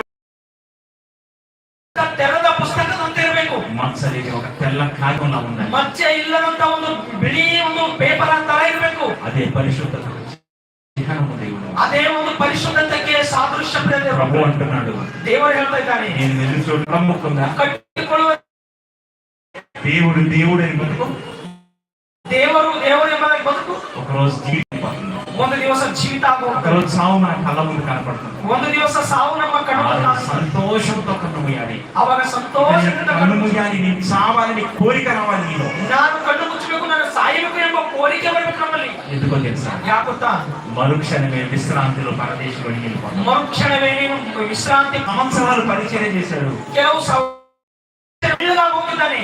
ఆ మంచంలో ಆ ಒಂದು ಮಂಚದಲ್ಲಿ కనబడని ఒక దేహంగా మారిపోయాడు. ಒಂದು ಕಾಣಿಸಲಾರದಂತ ದೇಹ ಆ ರೀತಿಯಾಗಿ ಹೋಗಿದೆ. పెళ్లిగా ఇద్దరు పిల్లలు, ಮದುವೆ ಆಗಲಾರದಂತ ಇಬ್ಬರು ಮಕ್ಕಳು, వైపు భార్య, ಒಂದು ಕಡೆ ಹೆಂಡತಿ. ఆ యొక్క మంచం దగ్గరికి వచ్చి ఏడుస్తున్నారు. ಆ ಒಂದು ಮಂಚದ ಹತ್ತಿರಕ್ಕೆ ಬಂದು ಅಳ್ತಾ ಇದ್ದಾರೆ ಪ್ರಿಯದೇವರ ಮಕ್ಕಳೇ. నానా నానా అని పిల్లలు, ತಂದೆ ತಂದೆ ಎಂಬ ಮಕ್ಕಳು ಅಳ್ತಾ ಇದ್ದಾರೆ. ఏమండి మమ్మల్ని విడిచిపెట్టి ఏమైతుందండి అని భార్య ఏడుస్తుంది. ನಮಗೆ ಬಿಟ್ಟುಕೊಟ್ಟು ನೀವು ಏನ್ ಆಗ್ತಾ ಇದ್ದೀರಿ ಎಂಬುದಾಗಿ ಈ ಹೆಂಡತಿ ಅಳ್ತಾ ಇದ್ದಾಳೆ. మనకి లోకం మీద ఆశలు ఉంటే, ನಮಗೆ ಈ ಲೋಕ ಮೇಲೆ ಆಸೆ ಇದ್ರೆ మన పిల్లలు లోక సంబంధులుగా ನಮ್ಮ ಮಕ್ಕಳು ಸಹ ಲೋಕ ಸಂಬಂಧಿಕರಾಗ್ತಾರೆ. వద్దు దేవుడు మాట. ಬೇಡ. దేవుడు తప్ప మన జీవితానికి ఒకటి ದೇವರು ಬಿಟ್ರೆ ನಮ್ಮ ಜೀವಿತಕ್ಕೆ ಇನ್ನೊಂದು లేదు. దేవుడు మాట. ಇನ್ನೊಂದು ಏನು ಇಲ್ಲ ಪ್ರಿಯದೇವರ ಮಕ್ಕಳೇ. అనేక మంది చచ్చిపోయారు. ಇವತ್ತು ಅನೇಕ ಮಂದಿ ఈ ಸತ್ತೋಗಿದ್ದಾರೆ. 2 సంవత్సరాల కాలంలో, ಈ 2 ವರ್ಷ ಕಾಲದಲ್ಲಿ ఈ కరోనాతో 1 కోటి మంది చచ్చిపోయారు. ಈ ಕರೋನಾದಿಂದ ಕೋಟಿ ಜನ ಸತ್ತೋಗಿದ್ದಾರೆ. లెక్కలు చెప్పట్లేదు, ಲೆಕ್ಕ భయపడుతున్నారు. ಹೇಳ್ತಾ ಇಲ್ಲ, ಭಯಪಡ್ತಾ ಇದ್ದಾರೆ. శవాలను పాతి పెట్టే అవకాశం లేక, ಆ ಒಂದು ಡೆಡ್ ಬಾಡಿಗಳನ್ನು ಹೂಳಿಡುವುದಕ್ಕೆ ಅವಕಾಶ ಇಲ್ಲದ ಕಾರಣ ప్రవహించే నదుల్లో పడేశారు దేవుడు. ಆ ನದಿಗಳಲ್ಲಿ ಬಿಟ್ಟಿದ್ದಾರೆ. మన జీవితం ఎంత చిన్నదో ఒకసారి ఆలోచించండి. ನಮ್ಮ ಜೀವಿತ ಎಷ್ಟು ಚಿಕ್ಕదో ಒಂದ್ಸರಿ ಆಲೋಚನೆ ಮಾಡ್ರಿ. కాబట్టి ఈ రోజు దేవుడు మనతో సూటిగా మాట్లాడుతున్న మాట ఏంటంటే, ಅದಕ್ಕೋಸ್ಕರ ದೇವರು ಇವತ್ತು ನಮಗೆ ನೇರವಾಗಿ ಮಾತಾಡ್ತಕ್ಕಂಥ ಮಾತೇನಂದ್ರೆ, నీవు చచ్చిపోయేటప్పటికి, ನೀನು ಸಾಯುವ ಆ ಕಾಲದವರೆಗೆ, నేను చచ్చేటప్పటికి ನಾನು ಸಾಯುವ ಆ ಸಮಯದವರೆಗೆ పాపము లేని వారిగా చావాలి. ಪಾಪವು ಇಲ್ಲದಂತೆ ನಾನು ಸಾಯಬೇಕು. పుచ్చిపోయిన గింజను భూమిలో పెట్టాం. ನಾವು ಹುಳು ತಿಂದ ಬೀಜ ಭೂಮಿಯಲ್ಲಿ ಹಾಕೋದಿಲ್ಲ. ఎందుకో తెలుసా? ಯಾಕೋ ಗೊತ್ತಾ? అది తిరిగి మొలవదు. ಅದು ತಿರುಗಿ ಬೆಳೆಯುವುದಿಲ್ಲ. పాపం అనే పుచ్చు మనలో ఉండి మనం సమాధిలోకి వెళ్ళకూడదు. ಒಂದ್ ವೇಳೆ ಪಾಪವೆಂದು ಅದು ನಮ್ಮಲ್ಲಿ ಇದ್ದು ನಾವು ಸಮಾಧಿ ಒಳಗೆ ಹೋಗಬಾರದು. ఎందుకో తెలుసా? ಯಾಕೋ ಗೊತ್ತಾ? ఒకరోజు మనం మొత్తం వచ్చి లేవం. ನಾವು ಪುನರುತ್ಥಾನರಾಗಿ ಹೇಳುವುದಿಲ್ಲ. కాబట్టి పాపాన్ని కడుక్కున్నాం. ಅದಕ್ಕೋಸ್ಕರ ಪಾಪವನ್ನು యేసు రక్తంలో కడగబడాలి. ಯೇಸು ಕ್ರಿಸ್ತನ ರಕ್ತದಲ್ಲಿ ತೊಳೆಯಲ್ಪಡಬೇಕು. బాప్తిస్మము లేని వారు బాప్తిస్మం తీసుకోండి సంఘాలలో. ದೀಕ್ಷೆ ಸ್ನಾನ ಇಲ್ಲದವರು ದೀಕ್ಷೆ ಸ್ನಾನ ತೆಗೆದುಕೊಳ್ಳಿ ಸಭೆಯಲ್ಲಿ. లేదంటే ఏ రాత్రో ఏ పగలో మన చావు మనకు తెలియదు. ಇಲ್ಲದವರೇ ಯಾವ ಹಗಲೋ ಯಾವ ರಾತ್ರಿಯೋ ನಮಗೆ ಸಾವು ಯಾವಾಗ ಬರ್ತದೋ ನಮಗೆ ಗೊತ್ತಿಲ್ಲ. నమ్మి బాప్తిస్మం పొందిన వాడు రక్షించబడును. ನಂಬಿ ರಕ್ಷಣೆ ಹೊಂದಿದವನೇ ರಕ್ಷಿಸಲ್ಪಡುವನು. బాప్తిస్మం లేకపోతే పరలోకం లేదు. ದೀಕ್ಷೆ ಸ್ನಾನ ಇಲ್ಲದೆ ಹೋದರೆ ಪರಲೋಕ ಇಲ್ಲ. బాప్తిస్మం తీసుకొని ఒకవేళ పాపంలో పడ్డావా, ದೀಕ್ಷೆ ಸ್ನಾನ ತೆಗೆದುಕೊಂಡು ಸಹ ನೀನು ಒಂದು ವೇಳೆ ಪಾಪದಲ್ಲಿ ಬೀಳ್ತೀಯಾ, మరలా దేవుని పాదాల దగ్గర ಮತ್ತೆ ತಿರುಗಿ ದೇವರ ಪಾದದ ಹತ್ತಿರಕ್ಕೆ ಬಾ. తండ్రి అనుకోకుండా పాపంలో పడ్డాను, ದೇವರೇ ನಾನು ತಿಳಿದು ಸಹ ಪಾಪ ಮಾಡಿದ್ದೇನೆ, నన్ను తిరిగి నిలబెట్టుకుంటాను. ನಾನು ತಿರುಗಿ ನನ್ನನ್ನು ಶುದ್ಧಿ ಮಾಡಿಕೊಳ್ಳುತ್ತೇನೆ. ದೇವರೇ దేవుడు ప్రమాణం, ನೀನು ದೇವರ ಜೊತೆ ಪ್ರಮಾಣ ಮಾಡು. దేవుడు ఎంత ఘోర పాపిని నన్ను ఆయన క్షమిస్తాడు. ದೇವರು ಎಷ್ಟು ಪಾಪಿಗಳನ್ನು ಸಹ ಕ್ಷಮಿಸ್ತಾನೆ. కాబట్టి దేవుడు వాడతారా, ಅದಕ್ಕೋಸ್ಕರ ಪ್ರಿಯರ ಮಕ್ಕಳೇ, సంఘానికి సేవకుడు ಸಭೆಗೆ ಸೇವಕನು యేసుక్రీస్తుల మాదిరి చూపెడతాడు. ಯೇಸು ಕ್ರಿಸ್ತನಂತೆ ಮಾದರಿ ತೋರಿಸುವವನಾಗಿರಬೇಕು. సంఘమంతా సేవకుని ಸಭೆಯೆಲ್ಲ ಸೇವಕರಿಗೆ మాట గౌరవించాలి. ಮಾತು ಗೌರವಿಸಿ ನಾವು ಆ ಸೇವಕರಿಗೆ ವಿಧೇಯರಾಗಬೇಕು. సేవకుని కన్నీరు పెట్టించుకోండి. ಸೇವಕರಿಗೆ ಕಣ್ಣೀರು ತರಿಸಬೇಡ್ರಿ. అది సంఘానికి క్షేమము ಅದು ಸಭೆಗೆ ಒಳ್ಳೆಯದು కాదు. దేవుడు ಅಲ್ಲ ಪ್ರಿಯದೇವರ ಮಕ್ಕಳೇ, మనంతా బ్రతికినంత కాలం ನಾವೆಲ್ಲರೂ ಬದುಕಿರುವ ಕಾಲ ఆహారం చేసి ನಿನ್ನ ಕೆಲಸ ಮಾಡಿ ನಾನು ಮರಣ ಹೊಂದಿದ್ದೇನೆ. అందుకే యేసుక్రీస్తు కూడా పోయినప్పుడు ఏమన్నాడు? ಅದಕ್ಕೋಸ್ಕರ ಯೇಸು ಕ್ರಿಸ್ತನು ಹೋಗುವಾಗ ಏನಂತಿದ್ದಾರೆ? తండ్రి మీద నీవు నాకు ఇచ్చిన పని సంపూర్తి చేసి ಯೇಸು ಕ್ರಿಸ್ತನು ಸತ್ತು ತಿರುಗಿ ಎದ್ದು ದೇವರ ಕಡೆಗೆ ಹೋಗುವಾಗ ಭೂಮಿ ಸಂಪೂರ್ಣವಾಗಿ ನೆರವೇರಿಸಿ నిన్ను మహింపరిచాను. ನಿನಗೆ ಮಹಿಮೆ ಪಡಿಸಿದ್ದೇನೆ ತಂದೆ. ఇదిగో లోకం పుట్టక మనకు ఏ మహిమ ఉందో, ಈ ಲೋಕವು ಹುಟ್ಟುವಂತಿಂತ ಮೊದಲೇ ನನಗೆ ಯಾವ ಮಹಿಮೆ ಇದೆಯೋ ನಾನು ಸತ್ತು ಹೋಗ್ತಾ ಇದ್ದೇನೆ. ఆ మహిమ నాకు మళ్ళా ఇవ్వు. ಆ ಮಹಿಮೆ ತಿರುಗಿ ಮತ್ತೆ ನನಗೆ ಕೊಡು. అంటే పని చేసి పరలోకాన్ని అడుగుతుంటాం సార్. ಕೆಲಸ ಮಾಡಿ ಪರಲೋಕ ಕೇಳ್ತಾ ಇದ್ದಾರೆ ನೋಡ್ರಿ. అంటే మనం కూడా పని చేస్తేనే ಅಂದ್ರೆ ನಾವು ಸಹ ಕೆಲಸ ಮಾಡಿದ್ರೆ పరలోకం. ಪರಲೋಕ. ఆ పని ఎలా ఉండాలంటే, ಆ ಕೆಲಸ ಹೇಗಿರ್ಬೇಕು ಅಂದ್ರೆ గాలి దుమారం వచ్చినప్పుడు కొట్టుకుని పోయి పనిలా ఉండదు. ಮಳಿ ಗಾಳಿ ಧೂಳಿ ಬಂದಾಗ ಬಿದ್ದು ಹೋಗುವ ಸ್ಥಿತಿಯಲ್ಲಿ ಇರಬಾರ್ದು. అంటే కష్టాలు కన్నీళ్ళు మన జీవితంలోకి వచ్చినప్పుడు విశ్వాసం నుంచి తొలగిపోయే పనిగా ఉండకూడదు. ಕಷ್ಟ ಬಂದಾಗ ವಿಶ್ವಾಸ ಜೀವಿತದಿಂದ ನಾವು ಹೊರಗೆ ಬರ್ತಕ್ಕಂಥ ಪರಿಸ್ಥಿತಿಯಲ್ಲಿ ಇರಬಾರ್ದು. సంఘాలలో ప్రతి ఒక్కరు ఎలా ఉండాలో తెలుసా? ನಮ್ಮ ಸಭೆಯಲ್ಲಿ ಪ್ರತಿಯೊಬ್ಬರು ಹೇಗಿರ್ಬೇಕು ಗೊತ್ತಾ? నువ్వెందుకు నమ్మావు ప్రభువుని మనం ప్రశ్నిస్తే, ನೀನು ಯಾಕೆ ನಂಬಿದಿ ದೇವರಿಗೆ ಎಂಬುದಾಗಿ ನಾವು ಪ್ರಶ್ನೆ ಮಾಡಿದಾಗ పరలోకం చేరుకోవడానికి ప్రభువుని నమ్మాను. ನಾನು ಪರಲೋಕವನ್ನು ಸೇರಿಕೊಳ್ಳುವುದಕ್ಕೆ ದೇವರನ್ನು ನಂಬಿದ್ದೇನೆ ಅಂತ ಹೇಳಬೇಕು. కష్టం వచ్చినా కన్నీరు వచ్చినా చివరికి చావు వచ్చినా నా ప్రభువుని విడిచిపెట్టలేని స్థితి, ఆ సాక్ష్యం మన సంఘం. ಕಷ್ಟ ಬರಲಿ, ಸಂಕಷ್ಟ ಬರಲಿ, ಕಣ್ಣೀರು ಬರಲಿ, ನಾನು ಬರಲಿ ఆ పని నిలబడిందంటే ಆ ಒಂದು ಕೆಲಸ ನಿಂತ ಹಾಗೆ వాడబాడని మహిమ కిరీట మనకు ನಮ್ಮ ಕಿರೀಟ వారికి మేము చేయుతనిస్తాం, ముందుకెళ్ళండి, ఎంతైనా పర్లేదు. ಇಂಥ ಕಾರ್ಯ ಮಾಡುವವರಿಗೆ ನಾವು ಸಪೋರ್ಟ್ ಮಾಡತಕ್ಕಂತವರಾಗಿರ್ಬೇಕು. మేము సహకారంగా ఉంటామని, ನಾವು ಸಹಕಾರವಾಗಿರ್ತೇವೆ ಅಂತ ಹೇಳಿ పనివారికి మేము సహకారంగా ఉంటామని, ನಾವು ಸಹಕಾರವಾಗಿರ್ತೇವೆ ಅಂತ ಹೇಳಿ పనివారికి సేవకులకి సంఘం సపోర్టివ్ గా ఉండాలి. ಕೆಲಸದವರಿಗೆ ಸಭೆಯವರು ಸಪೋರ್ಟ್ ಆಗಿರಬೇಕು. అదే చివరికి మనకి సంతోషాన్ని ఇచ్చేది, ಅದೇ ಕೊನೆಗೆ ನಮಗೆ ಸಂತೋಷ అదే ಕೊಡುತ್ತದೆ, మనకి పరలోకాన్ని ఇస్తుంది. ಅದೇ ಪರಲೋಕ ನಮಗೆ ಕೊಡುತ್ತದೆ. దేవునికి స్తోత్రం కలుగుగాక. ದೇವರಿಗೆ ಸ್ತೋತ್ರ ಉಂಟಾಗಲಿ. ప్రార్థన చేసుకుందాం. ಪ್ರಾರ್ಥನೆ ಮಾಡಿಕೊಳ್ಳೋಣ. ప్రేమగల తండ్రి, దయగల మా దేవ, మందకు మాదిరిగా ఉండాలని ఈ సేవకులకు చెప్పు. సేవకుని కన్నీరు పెట్టొద్దు అని, పెట్టించొద్దు అని విశ్వాసం చెప్పు. వాక్యం పరిశోధిస్తే ఆయన మీరు ఎత్తి పట్టండి. దీని కొరకు ఆయన ప్రయాసపడిన ప్రతి హస్తమును మీరు దీవించండి. ఇదిగో నేను స్థానిక సంఘంలో సంఘ కాపరి గారిని ఆశీర్వదించండి, సంఘంలో అభివృద్ధి పరచండి. ఇదిగో నేను అనేక మంది మీ దాసులు ఆయన కార్యక్రమాన్ని తండ్రి, ఇదిగో సేవను నమ్మకమైన సేవ. ఇదిగో మీ కుమారుని యేసు క్రీస్తుని నీవంతా ముందుకు తీసుకుంటాను ప్రపంచండి. సమస్త శోధన వేదన బాధల నుంచి సకల ఆశీర్వాదం మా అందరికీ ప్రసాదించండి. ముందున్న